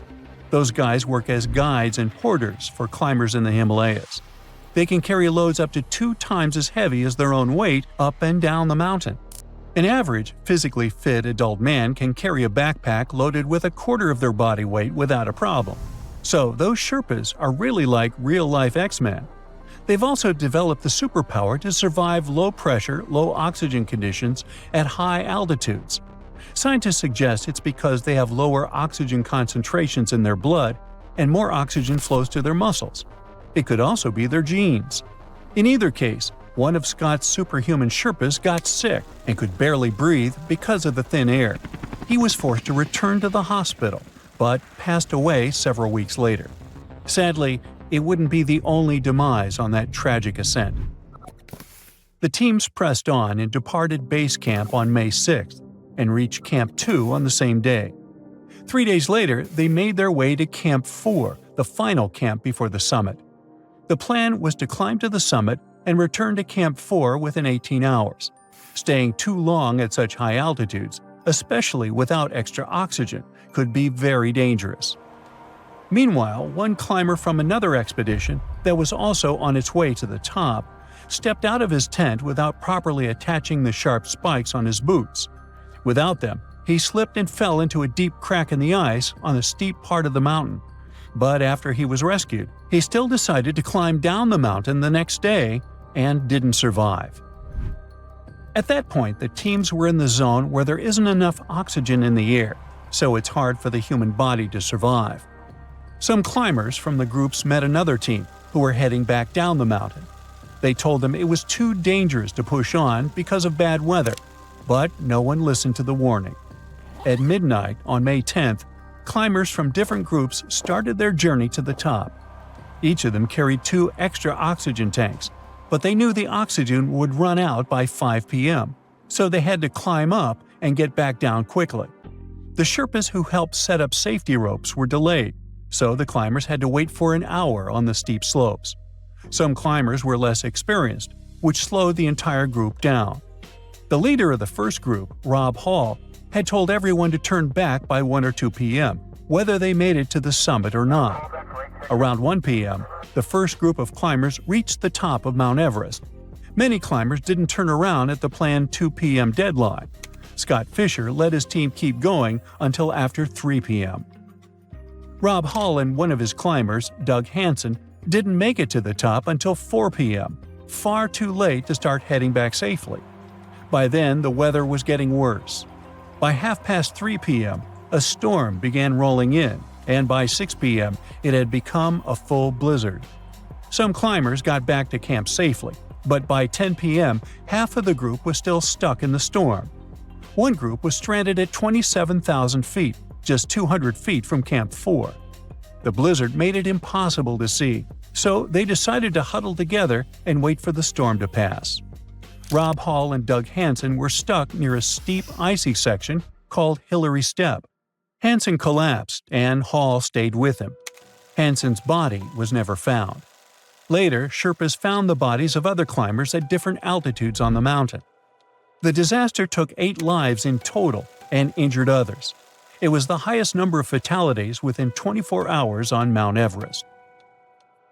5 years after that, the mighty Everest did everything to stop Marco Sevridi from being the first person to snowboard all the way down its summit.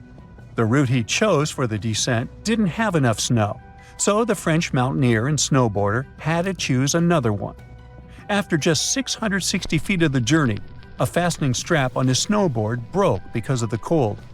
A Sherpa helped him to repair it, and he finished the descent to 21,000 feet in 2 hours. The next year, Marco came back to repeat his success on a different slope of Everest. It was August, so it was kinda late in the season, but it didn't stop him. Marco reached the summit with 3 Sherpas on the 8th of September. He was really tired by then, and the weather was changing, so his guides told him not to go. But he didn't listen. The Sherpas lost sight of him several times. About 4,300 feet below Camp 3, the Sherpas saw a distant figure of a man who stood up and then disappeared down the mountain. No one ever found either Sevridi or snowboard tracks leading to his last refuge. But we might still hear about Marco, as it sometimes takes about 100 years to find traces of someone who was lost on Everest. On June 8, 1924, Andrew Sandy Irvine and George Mallory set out to do something no one had ever done before: reach the top of Mount Everest. But something went wrong, and the 2 men vanished in the icy heights. No one knew if they had made it to the summit before disappearing. If they had succeeded, they would have beaten the first descent record that was set only 29 years later. In 1999, climbers found Mallory's body on the mountain. But then, for some reason, the body mysteriously disappeared.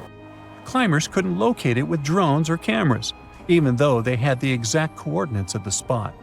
It looks like someone moved it, but no one knows why. Then one day in September 2024, a team working on a National Geographic documentary spotted something unusual: a boot sticking out of the ice on a glacier far below the steep north face of Everest. The leather looked old and cracked, and the steel hobnails on the sole were from a time long ago. Inside the boot, they found a sock with a red label stitched inside. It said A.C. Irvine, confirming that these were Sandy Irvine's remains. A few days earlier, while hiking down the central Rongbuk Glacier, the team had discovered an old oxygen bottle from 1933. That bottle wasn't connected to Mallory and Irvine's climb, but it helped the team figure out where objects and bodies might fall if someone slipped down the mountain. Irvine had carried a small Kodak camera during the climb, and many believe the photos inside it might hold the answer to the biggest question: had they reached the summit before they passed away? Members of Irvine's family have offered DNA samples to confirm his identity. The snowpack over your head splits in two right in front of your eyes and starts tumbling down in the frozen slope to its resting place far, far below. Anything in its way is crushed under the immense mass of snow and debris. You're witnessing an avalanche, one of the most dangerous natural disasters. But what if I tell you about another kind of avalanche, no less blood-chilling than the mountain one? And the most bizarre thing about it is that it occurs underwater. Underwater avalanches are powerful and disastrous natural phenomena, often much more dangerous than land ones. They have the potential to wreak havoc on the entire planet, leading to catastrophic consequences. The most alarming thing? They occur all the time under the surface of the ocean, impossible to see, predict, and extremely difficult to measure. Such avalanches can get 100 times larger than land ones, and they pose a great risk to the world's communications, capable of leaving the entire planet without the internet. But we'll talk about it a bit later. First, let's go 60,000 years back into the past. We're near the northwest coast of Africa, ready to witness the colossal scale and devastating impact of a ginormous underwater avalanche. It started as a quite small underwater landslide in the Agadir Canyon. At first, it was just 0.35 cubic miles of material, but in no time, this mass increased more than 100 times in size while traveling across the Atlantic Ocean floor. As the avalanche sped up and grew, it picked up gravel, sand, rocks, and mud. It carved a devastating path through one of the world's largest submarine canyons, wiping out all forms of animal and plant life on its way. The disastrous flow was so powerful that it literally eroded a 250-mile stretch of the canyon, cutting hundreds of feet into its sides and damaging a total area of 1,740 square miles. That's the area of more than 3.5 New York cities. As for the force of the flow, it was so immense that it propelled massive boulders up the canyon walls to heights of up to 430 feet. Before scientists discovered the evidence of this catastrophic event, they had seriously underestimated the scale of destruction caused by submarine avalanches. By the way, these devastating catastrophes can start not only far away in the ocean, but also at estuaries. Let's go back to 14 January 2020 and see for ourselves. A turbidity current, a rapid, downhill flow of water containing a lot of sediment, rushed more than 680 miles from the Congo River estuary in the deep sea. This current appeared due to two factors: terrible flooding along the Congo River in late December 2019 and unusually large spring tides. This resulted in an avalanche of sand and mud. Its volume was equivalent to 1/3 of all the sediment produced annually by all the rivers in the world. This sediment avalanche accelerated, increasing in speed from 17 feet per second in the upper part of the Congo Canyon to 26 feet per second when it reached the end of the channel, almost 700 miles away from the coastline. This route made it the longest avalanche of sediment ever measured on our planet. 2 days later, the flow reached the deep ocean. The avalanche broke 2 seabed telecommunication cables, cutting internet data speeds all the way across West, Central, and South Africa. Now, before this disaster, scientists considered that measuring powerful deep-sea avalanches was impractical. But the sediment flow in the Congo Canyon could be monitored directly, finally allowing researchers to assess how major river floods connected to the deep sea. They also concluded that how often underwater avalanches occurred depended on where the observer was. Seafloor canyons that are close to river mouths can experience several tiny avalanches per year. Other systems, far from river discharges like the Agadir Canyon, can only have one monster of an avalanche every 10,000 years or so. You're likely wondering, what can trigger an avalanche under the surface of the ocean? Well, earthquakes, typhoons, high tides, river floods, and even volcanic eruptions. And due to our changing climate, such events become more and more frequent and intense. At the same time, These triggers don't mean that an avalanche is bound to happen, nor do they relate to the scale of the event. See for yourself. In 1755, a powerful earthquake hit the coast of Portugal, wiping out large parts of Lisbon. Tens of thousands of people lost their lives during that disaster, but it only triggered a tiny underwater avalanche. And in 1929, a large earthquake off the coast of Newfoundland, Canada, triggered the largest underwater avalanche ever recorded. The flow traveled at a speed of 42 miles per hour, carrying boulders, sand, and mud. It snapped 11 seabed cables on its journey downhill. The avalanche was so powerful, it produced a tsunami that claimed the lives of 28 people along the coastline. Now, submarine avalanches are totally invisible because they happen deep under the ocean surface, which makes them extremely hard to study. But we must find a way because these flows are super important. They transport sediments, nutrients, and even pollutants across the ocean floor. So, a research team from Liverpool decided to unravel this mystery. Over the last 40 years, they've collected more than 300 samples from the ocean floor. Combined with seismic and bathymetric data, which is a fancy word for ocean mapping, they managed to reconstruct a massive submarine avalanche. It was the first time an underwater avalanche of this size was mapped out. An even cooler thing, the event itself started off pretty modestly, but it quickly evolved into a colossal avalanche that grew to more than 650 feet tall. To put that into perspective, imagine a skyscraper-sized avalanche zooming from Liverpool to London, cutting a trench 100 feet deep and 9 miles wide. Then it spread out over an area bigger than the UK, covering it with several feet of sand and mud. That's like burying a whole country. These findings are actually a big deal because they show that even a small underwater landslide can turn into something massive and super destructive. But that's not the worst. Think about undersea internet cables, which are essential for global communication. There are more than 550 active seafloor cables around the world. Their combined length is a whopping 870,000 miles. That's enough to wrap around our planet 35 times. When a submarine avalanche breaks seafloor cables, the effects are usually super expensive and devastating. For example, in 2006, an earthquake in Taiwan triggered underwater avalanches that cut loads of seafloor cables connecting Southeast Asia with the rest of the world. The largest internet operator in China had a 90% loss of traffic to the USA at the peak of the event. As for Taiwan itself, it experienced between 74 to 100% loss in traffic to neighboring islands. So now you probably get why we need to learn more about this natural phenomenon.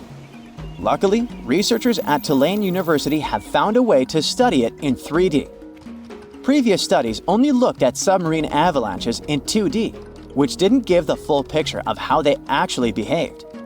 The new research focused on how underwater flows interacted with mini basins, natural features on the ocean floor that look like shallow bowls. Despite being called mini, these bowls can be huge, up to 4 square miles. When turbidity currents flow into these mini basins, they don't just stop. No, they hit the far side and curl back around like water eddies in a stream. These swirling flows move the sediment around before it settles on the ocean floor. The size of the mini basin and the speed of the flow can change how the current behaves. If the basin is big and the current is slow, it starts to fill up with sediment. But if you crank up the flow speed or shrink the basin, the current starts to overflow, spilling over the basin. To study all this, the researchers created a mini version of a mini basin in a pool and used different speeds of flow to simulate turbidity currents. They even made their own sediment mixtures to see how different sizes of particles would behave. In the end, they managed to mimic real-life ocean conditions, but on a smaller, manageable scale. Pretty cool, huh? There is a powerful force hiding underground where tectonic plates meet, and one forces another under it. This happens in the Pacific and Indian Oceans. Strain builds over centuries, The tension is unbearable until the megathrust awakens. The Earth shakes with a magnitude that can exceed 9 points, more powerful than any other earthquake. When the seafloor suddenly gets pushed up fast, it sends a huge ripple across the water, and a tsunami of huge force is out. These waves are called teletsunamis, and they cross entire ocean basins, ready to take over coastlines thousands of miles away. The thrust fault stretches over 600 miles. The Earth is not just shaking, it feels like it's tearing apart. This is the power of a megathrust earthquake. Those caught in its path will have to fight for their lives. Japanese authorities recently had to issue their first ever megaquake advisory. It happened because of a strong tremor on the edge of the Nankai Trough ocean floor zone. In the end, most of the warnings were lifted, and there wasn't much damage from the 7.1 magnitude earthquake. Parts of southwestern Japan started to shake, and the superfast trains in Japan slowed down to stay safe, which made travel slower for everyone. But everyone is staying alert as they know about the risk of a megathrust earthquake that could happen within the next few decades in the Nankai Trough. The tectonic plate under the Philippine Sea is slowly sliding underneath the land where Japan is, moving just a few inches every year. The last big earthquakes from this area happened in 1944 and 1946, both with a magnitude of 8.1. These quakes have caused a lot of destruction in the country. The next megathrust earthquake in the region, if it does happen, could be between a magnitude 8 and 9. Scientists still can't agree on how likely this mega earthquake is to happen, but it could be up to 80% certainty. On the other side of the Pacific, scientists from the U.S. Geological Survey have studied a dangerous area along the U.S. west coast. It's called the Cascadia Subduction Zone, and it stretches from northern California to northern Vancouver Island in Canada. Over the past 14,200 years, there have likely been at least 30 big earthquakes in this region. One major quake happens every 500 years on average.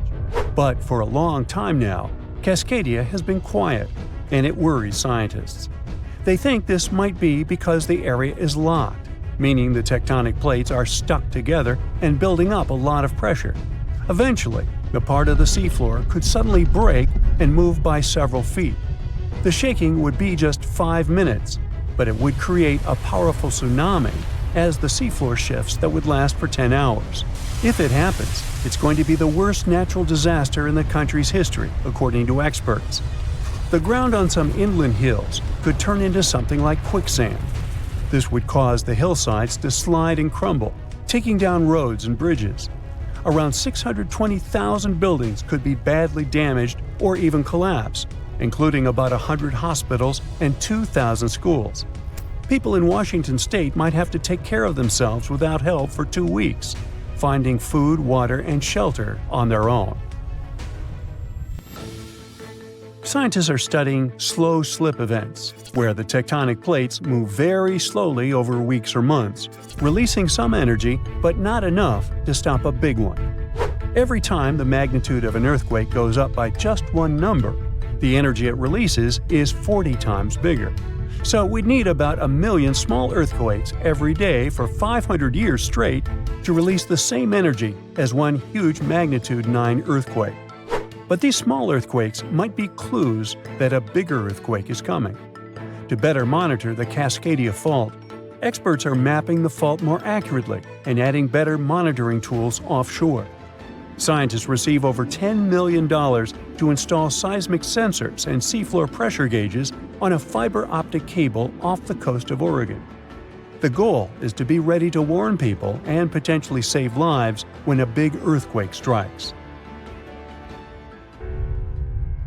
A sharp megathrust earthquake happened in this part of the world in 1964. It went down in history as the Great Alaska Earthquake and had a magnitude of 9.2. It lasted for more than 4 minutes, making it the most powerful earthquake in the history of the U.S. and North America.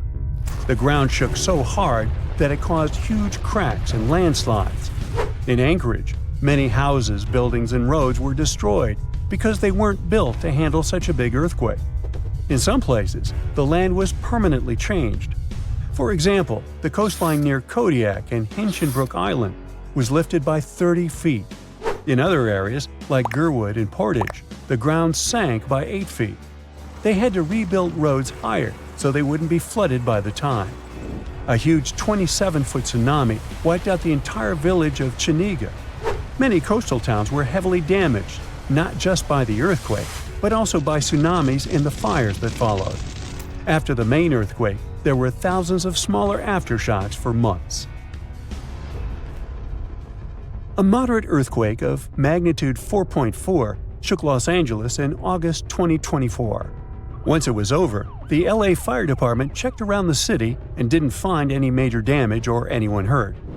In the nearby city of Pasadena, which is close to the earthquake's epicenter, a water pipe burst inside City Hall and everyone had to leave the building. Thankfully, there was no danger of a tsunami. The best we can do to avoid panic in such situations is to be prepared. Japan is one of the places on Earth where earthquakes happen the most because it sits on the edges of 4 tectonic plates. Around 1,500 of these earthquakes each year are noticeable. Because of this, the people in Japan have learned to live with earthquakes. The 1950 law set a rule that buildings should be able to handle earthquakes up to a magnitude 7 without falling apart.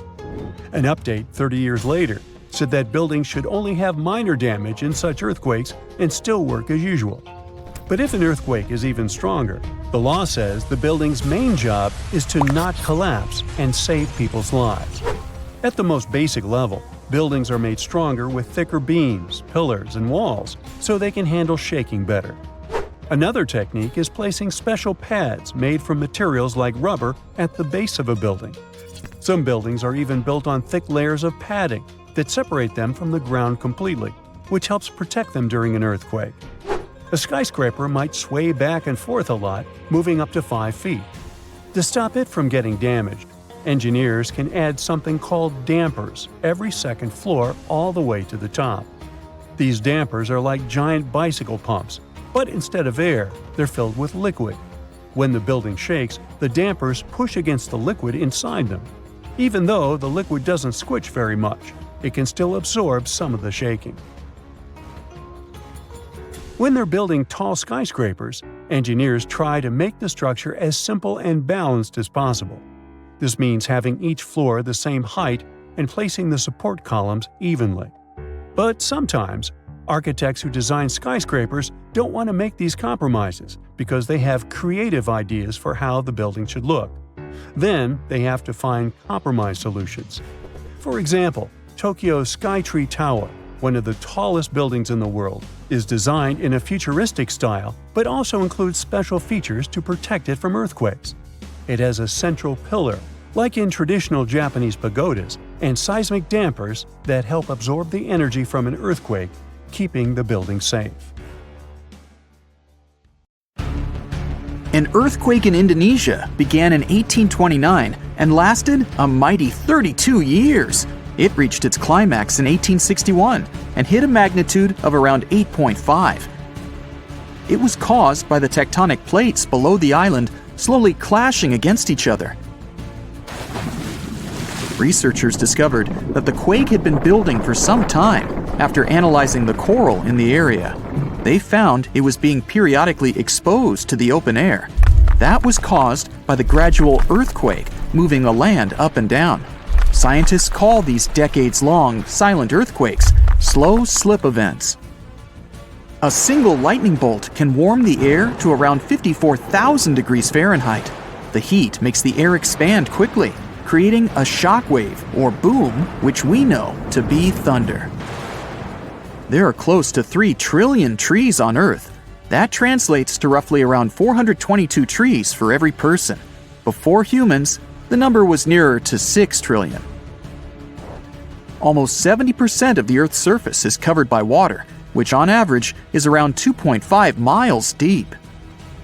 97% of Earth's volcanoes lie underwater, as well as the mid-ocean ridge, a massive mountain range that is over 40,000 miles long. Humans have mined around 190,000 tons of gold from the planet.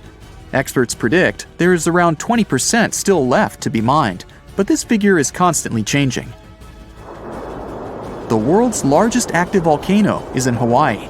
Called Mauna Loa, it's over 2.5 miles above sea level.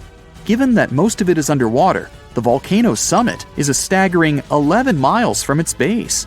That's the same length as over 160 football fields. The highest ever recorded temperature on Earth was a sweltering 136 degrees Fahrenheit. It was recorded in El Azizia, or modern-day Libya, on September 13, 1922. The lowest temperature was a chilling minus 129 degrees Fahrenheit, recorded at Russia's Vostok station in 1983. Earth is the fifth largest planet in the solar system, behind Jupiter, Saturn, Uranus, and Neptune. It has a circumference of roughly 25,000 miles, and it would take the average person around 8,300 hours to walk around the face of the Earth. The separation between Earth's land masses would make such a trek almost impossible, though. It takes 365.25 days for the Earth to orbit the Sun. Because our calendar years only have 365 days, we add an extra leap day every 4 years to make up for the difference. Russia is the largest country on the planet, with a total area of about 6.5 million square miles. It encompasses more than 1/8 of the Earth's inhabited land area, but still has a relatively small population given its size. Earth is the only planet with one moon. Mercury and Venus have no moons, while every other planet has 2 or more. Earth is over 4 billion years old. Scientists calculate this by looking at the planet's oldest rocks, as well as meteorites that have crash-landed.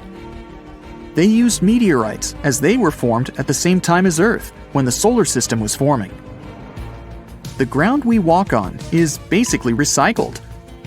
The planet's rock cycle turns igneous rocks to sedimentary ones, then transforms those into metamorphic rocks, and back again. Like Earth, our moon also experiences earthquakes. They're less common and intense than the ones we have, and are caused by tidal stresses. A tidal stress is basically the relationship between the gravitational pull of the moon on the Earth and that of the Earth on the moon. Despite being the 5th largest continent, Antarctica holds 70% of the planet's fresh water and about 90% of its ice. Bangkok is the most visited city in the world, boasting 23 million visitors in 2019 alone. Paris, London, Dubai, and Singapore make up the other cities in the top 5. The lowest layer of Earth's atmosphere is called the troposphere and is the reason we have weather. Sunlight heats the planet's surface, which causes warm air to rise up to the troposphere. This air then expands and cools as the air pressure decreases and sinks down, where it is then warmed by the Earth again.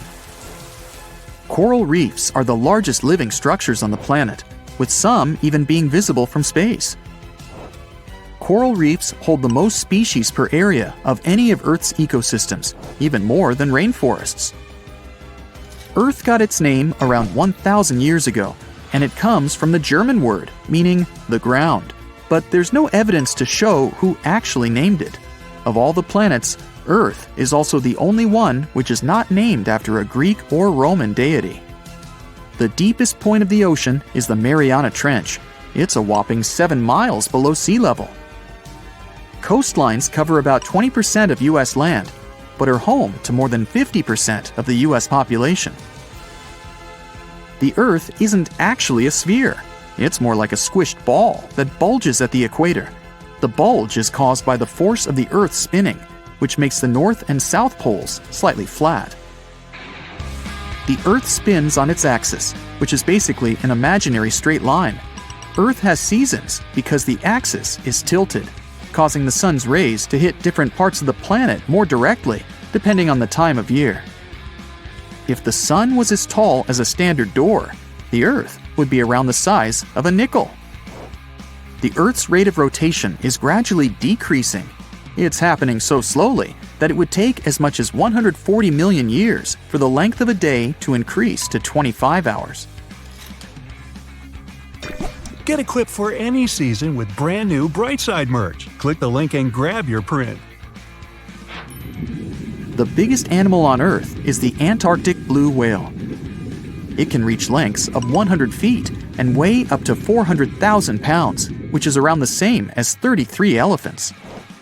The temperature at the center of the Earth is around the same as the surface of the Sun, at almost 10,000 degrees Fahrenheit. Earth is around 10,000 times older than humans. Earth is around 4.5 billion years old, whereas humans have been around for, at most, 450,000 years. There are around 34,000 known species of fish. The actual number is way higher though, as a whopping 95% of our oceans still haven't been explored. America's Route 66 is longer than the journey to the Earth's core. The distance to the core is roughly 2,000 miles. Route 66 is almost 2,500 miles. The Earth is made up of three main components: the crust, the mantle, and the core, which is divided into the outer core and the inner core. Scientists have estimated that there are around 8.7 million species on the planet. Out of this, between 1 to 2 million of these species are animals. But roughly 86% of land species and 91% of fish have yet to be discovered by humans. Ancient astronomers used to think that the Earth was the center of the universe. For 2,000 years, they believed the Earth to be static, while other bodies traveled in orbit around us. In 1543, Copernicus published his sun-centered model of the solar system. Earth is the densest planet in the solar system. The density varies across its different crusts, but the planet's average density is just over 3 ounces per cubic inch. Mount Everest is the highest point on the planet. Its peak is the highest altitude above sea level at around 5.5 miles. Each year, 1 septillion crystals of snow fall on Earth. That's a trillion snowflakes. Snow covers about 31% of Earth's land area each year. Of Earth's water, only around 3% is fresh water. The other 97% is salted. Of that 3%, about 2% is frozen in ice and glaciers. So, less than 1% of the planet's fresh water is actually in lakes, rivers, and underground. The world's largest inland body of water, or lake to us normal people, is the Caspian Sea. It has an area of 140,000 miles squared. The world's deepest lake is Lake Baikal in Russia and is 5,300 feet deep. Earth's atmosphere is roughly 78% nitrogen and 21% oxygen, with small amounts of water vapor, carbon dioxide, and other gases. No other planet is believed to have this much oxygen, which explains why Earth is the only planet where life has been discovered, so far. Apart from the Moon, there are 2 asteroids in co-orbital orbits with Earth, sometimes called Earth's second moon. 3753 Cruithne is an asteroid that looks like it's following the Earth in orbit, but it's actually following its own path around the Sun. 2002 AA29 is another asteroid which makes a horseshoe orbit around the Earth that draws it close to the planet every 95 years. It happened in Iceland on Friday, March 19, 2021 at 8:45 p.m., about 20 miles southwest of the capital. Molten rock suddenly burst through the surface from below. Bright lava fountains then lit up the night sky. A volcano in this valley finally woke up after almost 800 years of sleeping soundly. We divide volcanoes into 3 categories: active, dormant, or extinct. Around 1,900 of them around the globe are considered active. That means they've erupted in the recent past and will likely do it again in the possible near future. Dormant volcanoes haven't popped off for a long time, but they still may in the future. You could say they're sort of sleeping. As for extinct ones, those guys haven't done anything in more than 1 million years. The eruption in Iceland wasn't super explosive, and this all happened 6 miles from the nearest town, so everyone was perfectly safe. Many even came to see it up close, while other brave visitors tried to fry eggs and bacon on the lava. Just be careful not to burn your breakfast black. Lava can be over 2,000 degrees Fahrenheit. It burns everything in its path. Yet it also produces some of the most fertile land for agriculture. This eruption gave a relatively small amount of lava at first. but it's been spreading across the valley in different directions, forming a sort of shield that's constantly growing. You can never really predict how fast a lava flow will be until you see it. It all depends on how thick it is and how steep the mountain slope. Lava can ooze slowly at about 20 feet a minute, a fraction of the average person's walking speed. Or it can flow as fast as 30 miles per hour, which even the fastest person on Earth can't outrun. But the lava isn't even the most dangerous thing about volcanoes. That would be the toxic gases spewing from the eruption. And those spread faster and further than the lava flow. Luckily, in Iceland's case, the wind has been blowing these gases away from residential areas. Scientists weren't surprised this volcano erupted. They knew it was coming. Increasingly stronger earthquakes had been shaking this area for the past 15 months. There were 50,000 earthquakes within just the 3 weeks leading up to the eruption. That's 100 per hour. The volcano has been active since March, and geologists say this could last for weeks, months, years, or even decades of constant eruptions in the area. Mount Shasta is in the top 5 most dangerous volcanoes in the U.S., so geologists are keeping a close eye on it. The last eruption was in 1250. I wasn't around then, but this volcano erupts every 600 to 800 years. Which means tick-tock, we're due any day now. About an hour from Portland, Oregon, there's an active volcano that last erupted in the 19th century.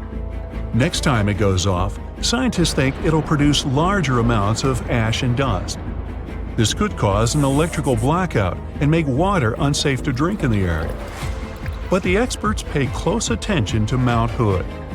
They'll be able to give plenty of warning so people can react in time. Kilauea is one of the most active volcanoes in the world. It's been erupting almost constantly since 1983, making it also one of the longest eruptions known on Earth. It's the youngest land volcano in Hawaii.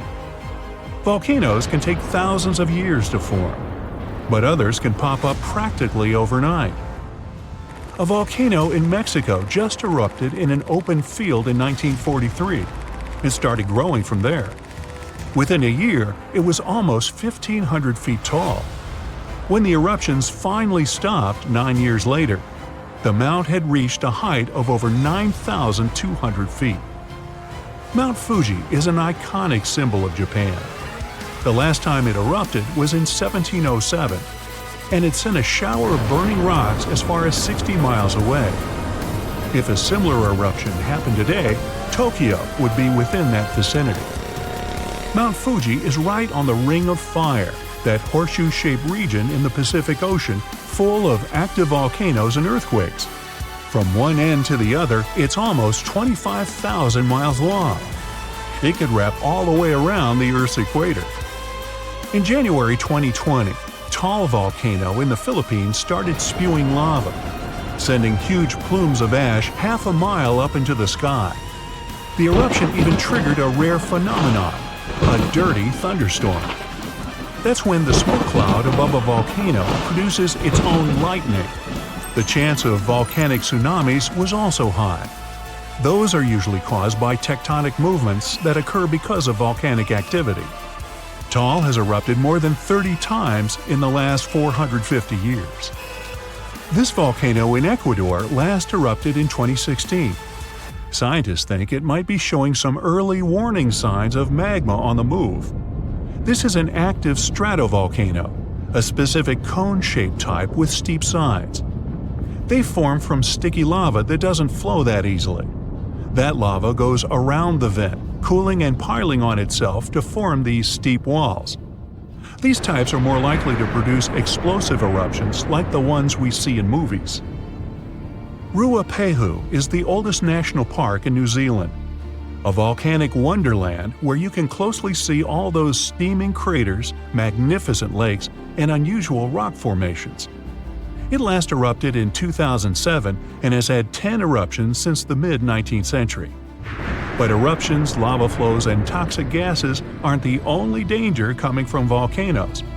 There's also a thing called lahar, a kind of volcanic mud flow of debris. In between eruptions, snow melts and a lake forms in the caldera. If the last eruption brought mud, ash, and rocks in the lake, it becomes dangerously full. In that case, only a temporary dam holds it back. Indonesia has the biggest number of active volcanoes in the world, including one called Anak Krakatoa. It means child of Krakatoa, and its famous parent isn't far away. A huge tsunami in 2018 partially woke Junior, a scary thought since Senior had one of the most powerful eruptions ever seen on this planet in 1883. Krakatoa's boom was the loudest sound ever heard. People over 2,000 miles away could hear the explosion. The sound wave circled the globe 7 times, and scientists say it's hard to predict this volcano's eruption patterns. Mount Yasur in Vanuatu is one of just a few volcanoes in the world where you can see a lava lake. Tourists even go there to peer over the edge and get a look at the burning, bubbling lake below. Well, except for when the volcanic activity goes to levels 3 and 4 out of 5. That means there are more intense earthquakes, volcanic tremors, or steam, gas, or ash ejections. Then this place is off limits because, duh. This volcano in the DR Congo has the most active and largest lake volcano in the world.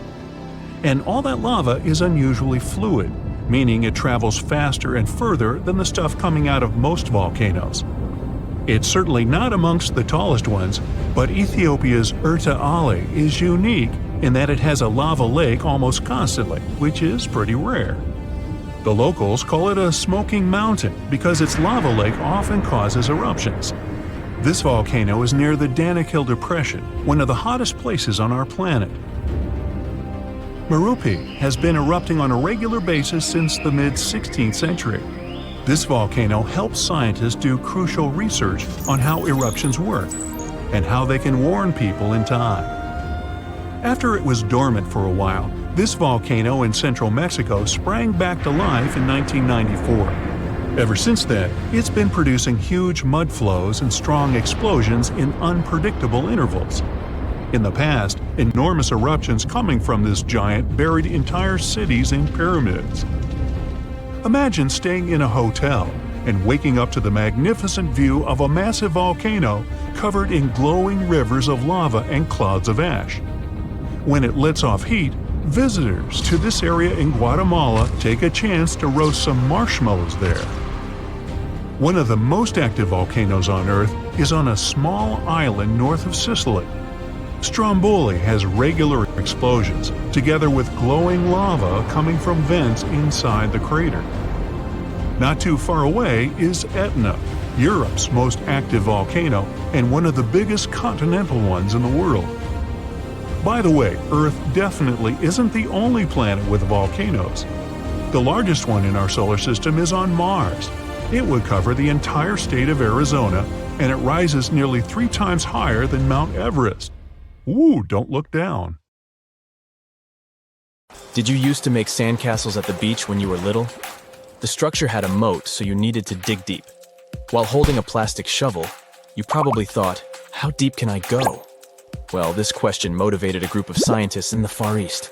They have decided to dig the deepest hole in their home country, China. The drilling team's goal is to reach a depth of nearly 33,000 feet. That's about 1 1/10 times as deep as Mount Everest is tall. The location of the borehole is at the edge of the second largest shifting sand desert in the world, Taklamakan Desert. During a single day, air temperatures there can vary over 100 degrees.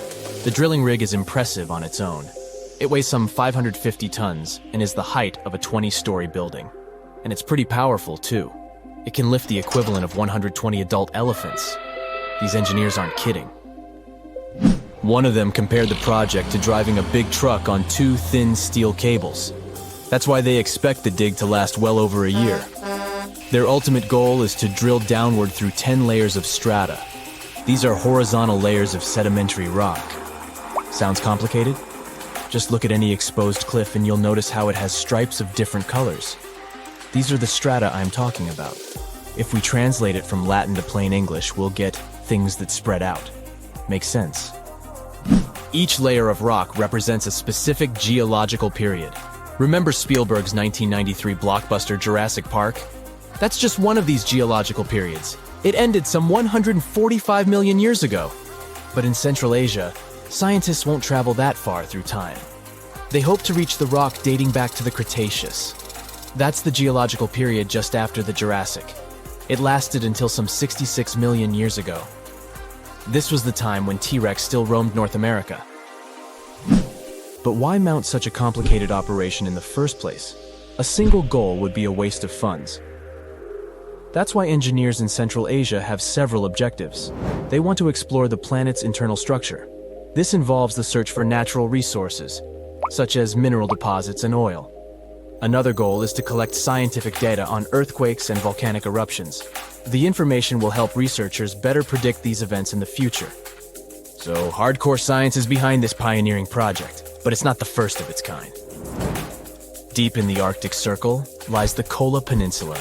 And no, it doesn't have anything to do with the famous beverage company from Atlanta. This Kola is a region of great natural beauty, covered in forests and lakes, and an abandoned scientific research station. Inside this crumbling building, a rusty metal cap sticks out from the concrete. It doesn't look that impressive today, but this is the site of the deepest man-made hole on the planet. It is over 40,000 feet deep. That's deeper than the Mariana Trench, 36,201 feet, the deepest place on Earth. Scientists were drilling it for nearly a quarter of a century. The project started in 1970 and finally shut down in 1995. But if you travel to this region close to Norway, you wouldn't be impressed by the shaft. It is only 9 inches in diameter. It would be impossible to fall down such a narrow opening. And despite the figures, the hole is pretty shallow on a bigger scale. You see, the drill bit went through only a third of the Earth's crust. Let me explain. Remember those layers of strata? Yup, that's what our planet looks like on the inside. The 3 layers are the crust, the mantle, and the core. The crust accounts for only 1% of Earth's mass, and it's some 25 miles thick. But it holds nearly all life in the known universe. The deeper you go, the hotter it gets. At the place where the crust meets the mantle, Moho, temperatures max out at 752 degrees Fahrenheit. Ouch. There are 2 types of Earth's outermost shell, oceanic and continental. The crust is thinner under the ocean floor, so why not drill here? Well, the thinnest part is usually the deepest part of the ocean. That doesn't mean that people haven't tried to drill into the seabed. Americans attempted this off the coast of Mexico in 1961, Project Mojole. Drilling underwater was more expensive than anyone anticipated. A few meters of basalt, the researchers were able to bring up costs some $40 million in today's money. Not worth the effort, literally. The Kola super deep borehole also burned money quickly. And that wasn't the only heat scientists had to face. The temperature at the top depth was a staggering 356 degrees Fahrenheit. That was double what the drilling team expected. Their machinery simply couldn't operate in that heat. At this depth, rocks behaved more like plastic than rock. If they had gone deeper, the stones would have the consistency of oversized caramels, but the drilling team gave their best. They even invented a new type of drill where only the tip rotated. There was also a lubricant to smoothen the process. This simply means they pumped a lot of pressured mud into the hole. Yet, they came short. Have scientists completely given up? Not by a long shot. The Japanese built a ship, Chikyu, 20 years ago to drill through the seabed, and they have invested a hefty sum in the project, $1 billion. The mission's goal was to drill into the Earth's crust where it's the thinnest. Under the ocean floor, it is less than 4 miles thick. If the Japanese team of scientists succeeds, it will be the first time humans recovered in situ mantle rocks. What is that? In situ is a Latin term that simply means in the original place. The only time we get to see what Earth's mantle looks like is during a volcanic eruption. A plume of hot mantle rising to the surface will form a volcano. You know the rest. But where are the Japanese researchers planning to drill? After all, they have a huge ship, so it could be anywhere in Earth's oceans. They've narrowed it down to 3 locations: Costa Rica, Hawaii, or Baja. In cartoons, characters often dig up a hole and end up in another country. The idea is that since our blue planet is round, and you dig straight down, you'll end up on the other side of the world. Sounds interesting, but this theory has no grounding in truth, pun intended. Science knows more about outer space than about what's underneath our feet. And digging won't get us far. The temperature at our planet's inner core exceeds 10,000 degrees Fahrenheit.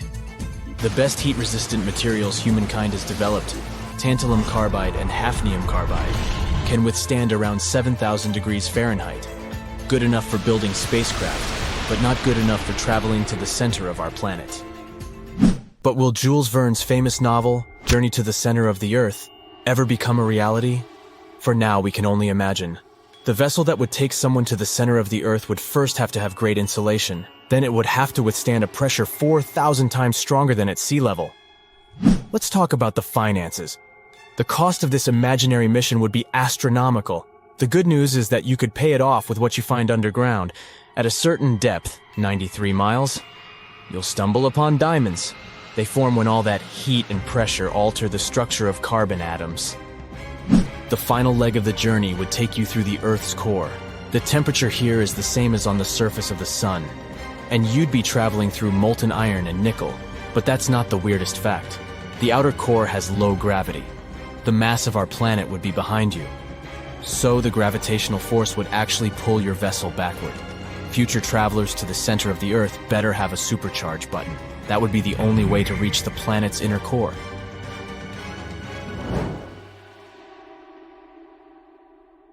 Get ready, because one of the Pacific Ocean's most active volcanoes might blow any minute now. Scientists monitoring Axial Seamount, a gigantic underwater lava factory just off the coast of Oregon, say it could erupt literally any time between today and early 2026 at the latest.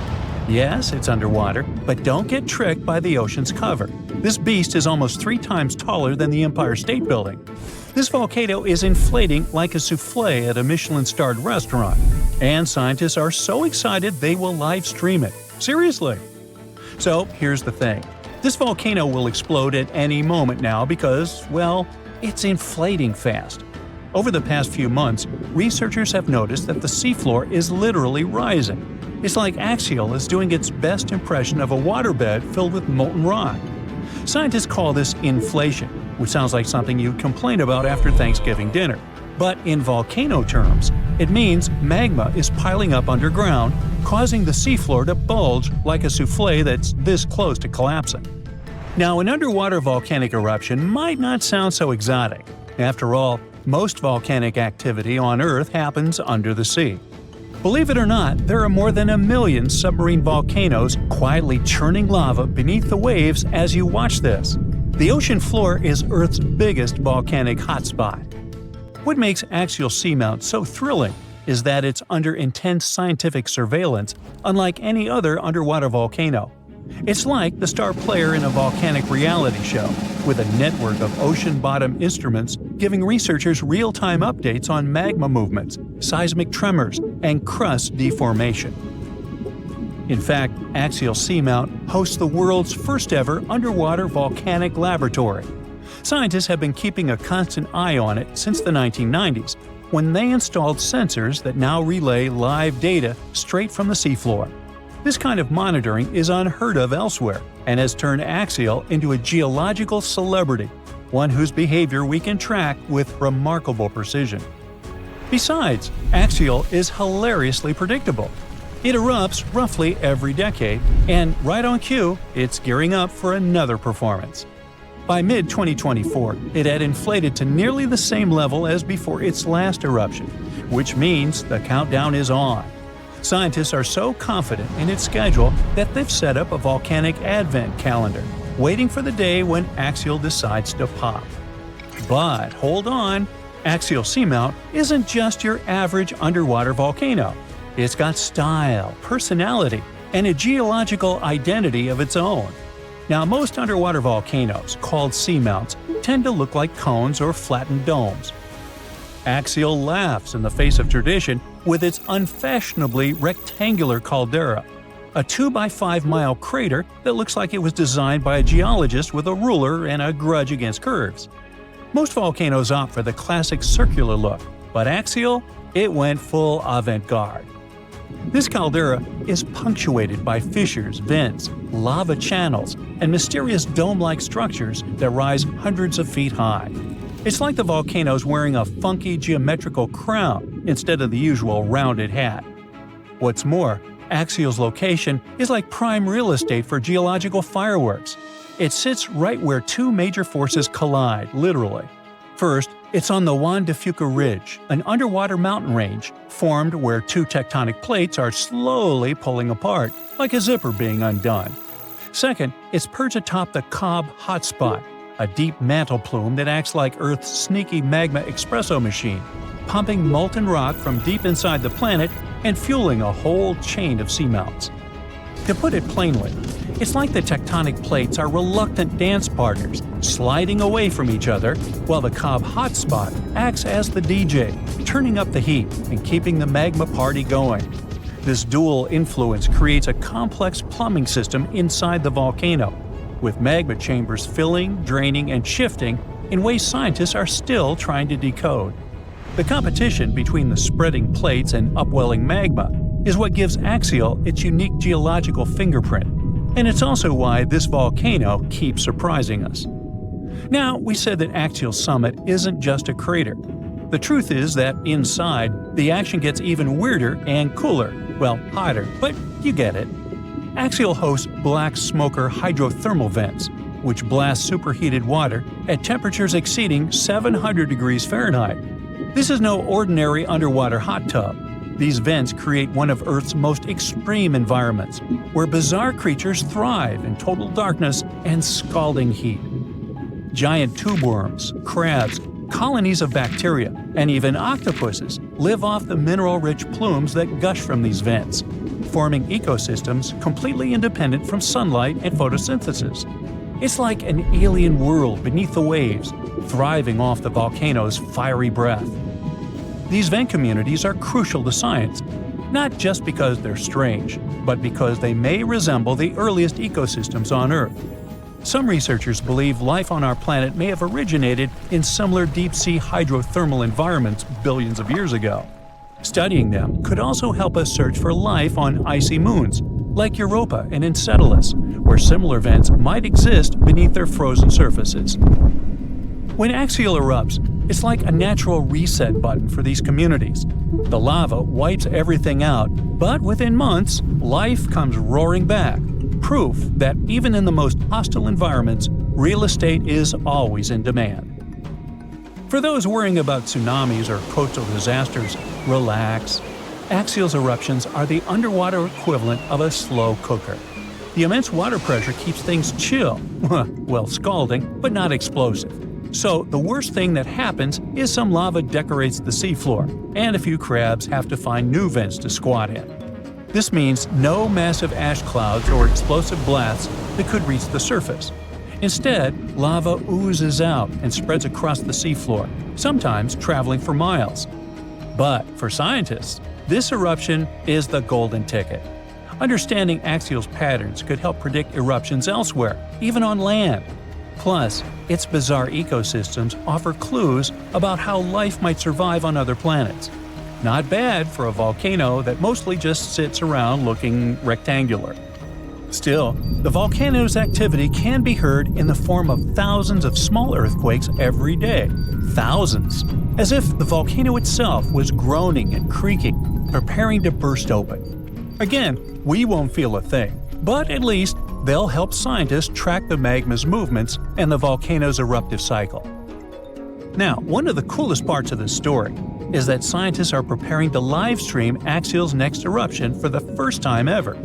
Imagine watching an undersea volcano in action, live, as it's painting the ocean floor with fresh lava.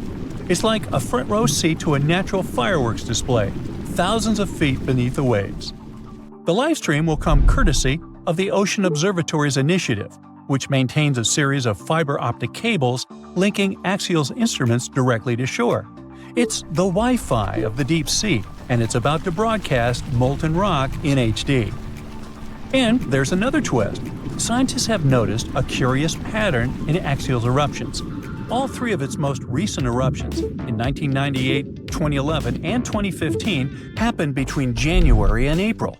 the months when Earth starts moving away from the Sun. So why? Well, it might have something to do with the Moon's gravitational pull.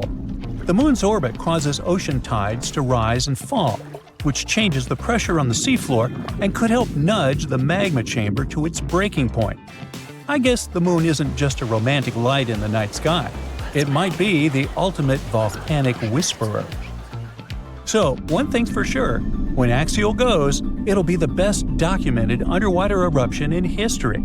So, keep your eyes peeled. This is one natural spectacle you won't want to miss. And who knows, if we're lucky, we might even get deep-sea eruption ASMR out of the deal. Now, if you'll excuse me, I'll be refreshing the live feed like it's a Taylor Swift ticket sale. There's an old volcano in Bolivia called Uturuncu. It hasn't erupted in about 250,000 years, so you may think that's the end of its story. But recently, it has started to act a little strangely. At the moment, it resembles a zombie that's waking up from a long nap. Uh-oh, is that kind of apocalypse nearing? Uturuncu is a huge mountain in the Andes that's almost 20,000 feet tall. It's called a stratovolcano, which means it's big, steep, and cone-shaped. These kinds of volcanoes are made from layers of lava, ash, and rocks. They can have terrifying, powerful, explosive eruptions because their lava is thick and traps gas inside.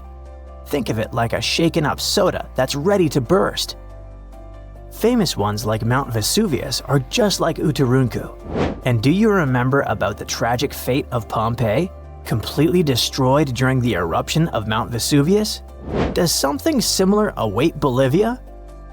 Even though Uturuncu has been quiet for a long time, scientists have noticed that it's been letting out gas, rumbling with small earthquakes, and even making the ground around it bulge, kind of like it's stretching. So, people started wondering if it was getting ready to erupt again. Scientists decided to take a closer look at this situation and found out that liquid and gas moving around under the volcano is causing all this activity.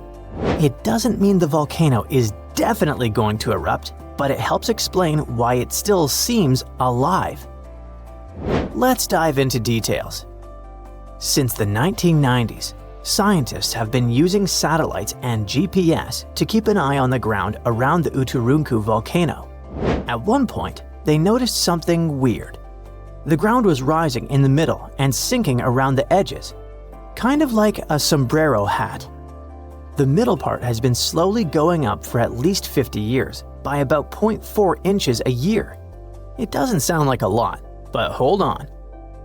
This strange shape, along with lots of tiny earthquakes and gas like carbon dioxide coming out of the volcano, made scientists think that there might be a giant blob of magma growing under the mountain. If that were true, it could mean only one scary thing. The volcano could be getting ready to erupt. Uturuncu sits on top of a huge underground pool of magma called the Altiplano Puna magma body. This pool is really big and really deep, stretching under parts of Bolivia, Chile, and Argentina. Scientists thought that magma from the APMB might be rising and collecting near the surface, which could lead to an eruption. But now, after studying more than 1,700 earthquakes and checking the rocks around the volcano, scientists have a new idea. Apparently, it's not magma rising up. Instead, hot fluids and gases are traveling up from the APMB through a narrow path shaped like a chimney. These gases, like steam and CO2, can get trapped under the top of the volcano, while salty water, brine, spreads out sideways into tiny cracks in the rocks. This moving gas and water can make the ground rise and fall and cause small quakes, without any magma getting close to the surface. So the good news is, Uturuncu probably isn't about to erupt. If it did happen, it would cause serious damage to nearby communities and even pose a threat to human lives. Lava flows could reach towns tens of miles away from the volcano, and volcanic ash could even spread across Bolivia, Argentina, and Chile.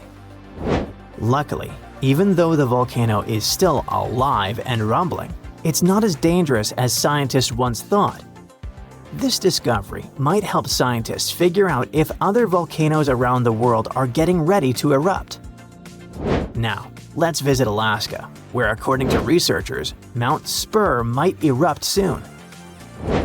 It's letting out strange amounts of volcanic gases from the top and side vent, the very vent that last erupted in 1992. If it erupts again, it could cause problems for airplanes flying nearby and might send ash falling from the sky. The good news is that nobody lives close to it, so people are safe for now. But even though Mount Spur isn't super dangerous, there are other volcanoes around the world that could be really destructive. One of those is Campi Flegrei, a giant volcano system near the city of Naples. Instead of one big mountain, it has 24 craters spread across the area. It last erupted in 1538, but its biggest eruption happened about 40,000 years ago. That explosion covered the whole Mediterranean region in ash and made temperatures drop by up to 16.2 degrees Fahrenheit in Eastern Europe, which led to a very cold volcanic winter. If Campi Flegrei erupted again today, it could be very dangerous. It might cover Naples and nearby places in ash, causing earthquakes and landslides, and create air pollution and acid rain. Scientists are keeping an eye on it, especially after a 4.4 magnitude earthquake shook the area in March 2025. But the good news is there's no sign that magma is rising to the surface right now, which means an eruption isn't expected soon. Still, since Italy has a lot of volcanic activity, experts continue to watch it carefully. Mount Vesuvius is also in Italy and is one of the most famous volcanoes in the world. It's known for its huge eruption in 79 CE that buried the Roman cities of Pompeii and Herculaneum. The last time the volcano erupted was in 1944. Today, Vesuvius is even more dangerous because over 3 million people live near it. Around 700,000 people are living illegally right on its slopes, which puts them even more at risk. If the volcano erupts again, it could send rocks and ash flying through the air at nearly 100 miles per hour and cause major destruction, possibly even wiping out Naples.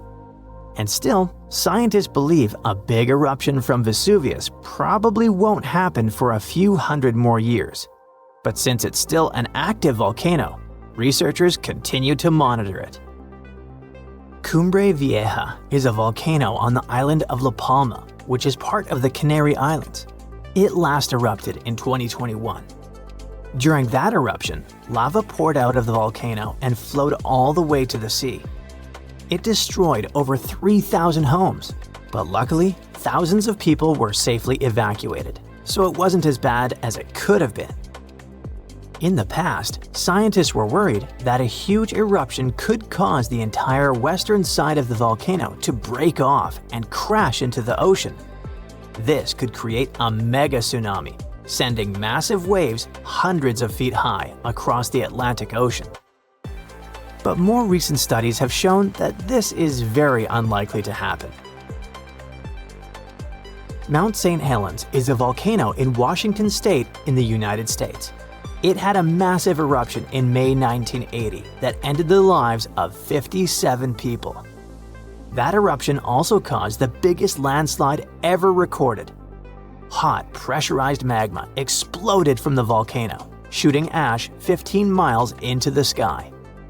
Ash covered a huge area, and around 230 square miles of land was destroyed. Mount St. Helens is still active and is expected to erupt again someday, possibly even in our lifetimes. But experts say it's not likely to have another huge sideways blast like the one in 1980, thanks to a deep crater that is now formed at the top. It will change the way the volcano might erupt. Popocatépetl is a big, active volcano in Mexico. It's been slowly erupting on and off since the early 2000s. It's really close to a lot of people, just 40 miles from the Mexico City metropolitan area, which has about 22 million people, and 30 miles from Puebla, which is home to about 6 million inhabitants. If Popocatépetl had a huge eruption, it could cover Mexico City in thick ash as much as 8 inches deep. That ash could block drains, mess up the water, and even stop the electricity from working. Even worse, fast-moving lava and super hot flows, called pyroclastic flows, could rush down the mountain and destroy towns nearby. The volcano was quiet for 50 years, but now it rumbles and shakes pretty often. There have been over a dozen small eruptions, including some as recent as February 2024. Some nearby places got covered in ash, but scientists say this isn't too surprising, and they're keeping a close eye on it. The ground suddenly starts shaking. Clouds of gas start forming in the sky, making it dark during broad daylight. Bits of the ground start swelling, lifting, and even collapsing. These are the telltale signs of a volcano that is bound to erupt. And this is what could easily happen again with Mount Spur. It's only about 75 miles from Anchorage, one of Alaska's busiest cities. More than half of the population of the northernmost state of the US live there. There's also a huge amount of air cargo that passes through its international airport daily. So anytime a volcano this close to such a vital hub begins to get restless, people start paying attention. Just FYI, approximately 350 million people in the world live within the danger range of an active volcano. That means that around 1 out of 20 people live in an area at risk of volcanic activity. Alaskans probably wish that Spur's reawakening was fiction, but it's actually true. The Alaska Volcano Observatory picked up on several of these "I'm about to erupt" signs from Mount Spur. So much so that they raised the alert level to yellow, which means unrest above normal background levels. Spur erupted twice in the 90s, and it was pretty intense. If we were ranking volcanic eruptions on a scale from 1 to 10, these eruptions would rank a 6 or 7. Not that terrible, but still worth 10 to 17 million in damages. However, these numbers are nothing compared to Alaska's 1988 Redoubt eruption, another volcano that erupted and summed up a staggering $345 million in damages. Mainly because its ashes hit aircraft engines, such as the KLM 747 that lost power after all its engines went off due to the ashes. If people weren't paying attention to Alaska's unstable geology before that, well, they surely started to after it. When you think of the hazards of volcanic activity, the first thing that might possibly pop in your mind is Pompeii, Italy. Of course, that's the worst-case scenario, a city being engulfed by lava. Spur may seem innocent compared to Vesuvio, but it still took its toll. The last time it erupted in the 90s, and it threw volcanic aerosols over 60,000 feet into the atmosphere. Let's get our science straight here. Think of volcanic aerosols like liquid particles that are released into the atmosphere during an eruption. These particles are usually created when gases from a volcano, such as sulfur dioxide, combine with water and other particles that exist in our atmosphere. These aerosols can actually cool the Earth's surface since they reflect sunlight directly back into space. And that's not the worst part. It can stay in the atmosphere for several years after an eruption, causing lots of health issues. The eruption unleashed blazing fast avalanches of hot gas and ash called pyroclastic flows, along with thick, muddy floods known as lahars. Oh, and there were also the massive volcanic boulders. These rock chunks were huge, some over 3 feet long, and they blasted out from the volcano like nature's cannonballs, landing more than 6 miles away. All that volcanic heat melted part of a nearby glacier, kicking off debris flows that dammed up the Chakachatna River and created a whole new lake along the valley. Some good came out of Spur's first eruption, though. The main lesson was, volcanic monitoring pays off. The local monitoring was able to reduce the economic damage done by the eruption, especially for a city that has an intense air traffic. Spur is deemed as dormant for the moment, but it could go off anytime soon.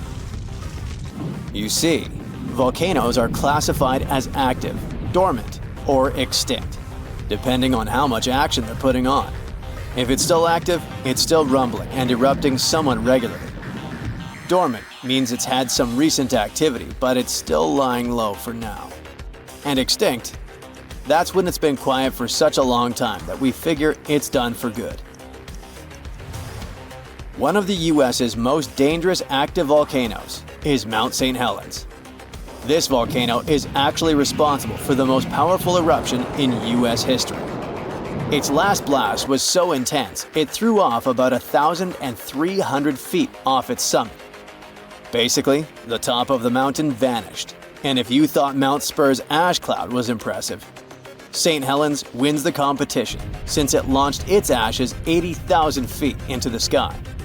Eastern Washington plunged into total darkness. But it wasn't just that. In a matter of 3 minutes, the eruption hurled 3.7 billion cubic yards of blazing rock and dust, enough to fill 1 million Olympic-sized pools across 230 square miles of lush forest. Actually, the earthquakes that anticipated the eruption started weeks before May 18, 1980. A ground shake of magnitude 5.0 went off, triggering a landslide on one side of the volcano. By the end of the official eruption date, 57 people had lost their lives. Nearly 7,000 big game animals like deer and elk were wiped out, and millions of birds laid scattered on the burnt earth. Researchers don't think St. Helens will blow at the same magnitude again anytime soon, but they're keeping an eye on it, because this volcano is not exactly finished. By the way, the word volcano comes from the Roman name Vulcan, which was the Roman deity of fire, and they often happen at the meeting point of tectonic plates, which are the pieces of the Earth's surface that fit together like a jigsaw puzzle. The so-called Ring of Fire, located in the Pacific Ocean, is the world's danger zone when it comes to volcanoes. It contains between 750 and 915 active volcanoes. The largest volcano located in the Ring of Fire, also the largest active volcano in the world, is the Mauna Loa. It's over 13,000 feet high, and it's located in Hawaii. Researchers say that Mauna Loa has been erupting for at least 700,000 years. Its most recent eruption began on the 27th of November 2022, and it lasted until December 13th. It's been quiet since the 80s until it decided to wake up again. Thanks to constant monitoring by the Hawaiian Volcano Observatory, it didn't cause any casualties when it last erupted. Scientists have been investing big time on volcanic monitoring, not only to reduce economic hazards, but also to save lives. The most recent attempt has been to drill into volcanoes. Recently, a group of scientists went all the way to Iceland in one of the world's volcanic hotspots. There are around 33 active volcanoes in Iceland alone, but the one that is the most interesting to them the most is the Krafla volcano. The Krafla has erupted around 30 times in the last 1,000 years, and its most recent eruption was in the mid-1980s. The project named Krafla Magma Testbed, or KMT for short, is hoping to advance the understanding of how magma behaves underground. The main advantage of this drilling research is predicting the risk of eruptions, but it can also help to push geothermal energy forward.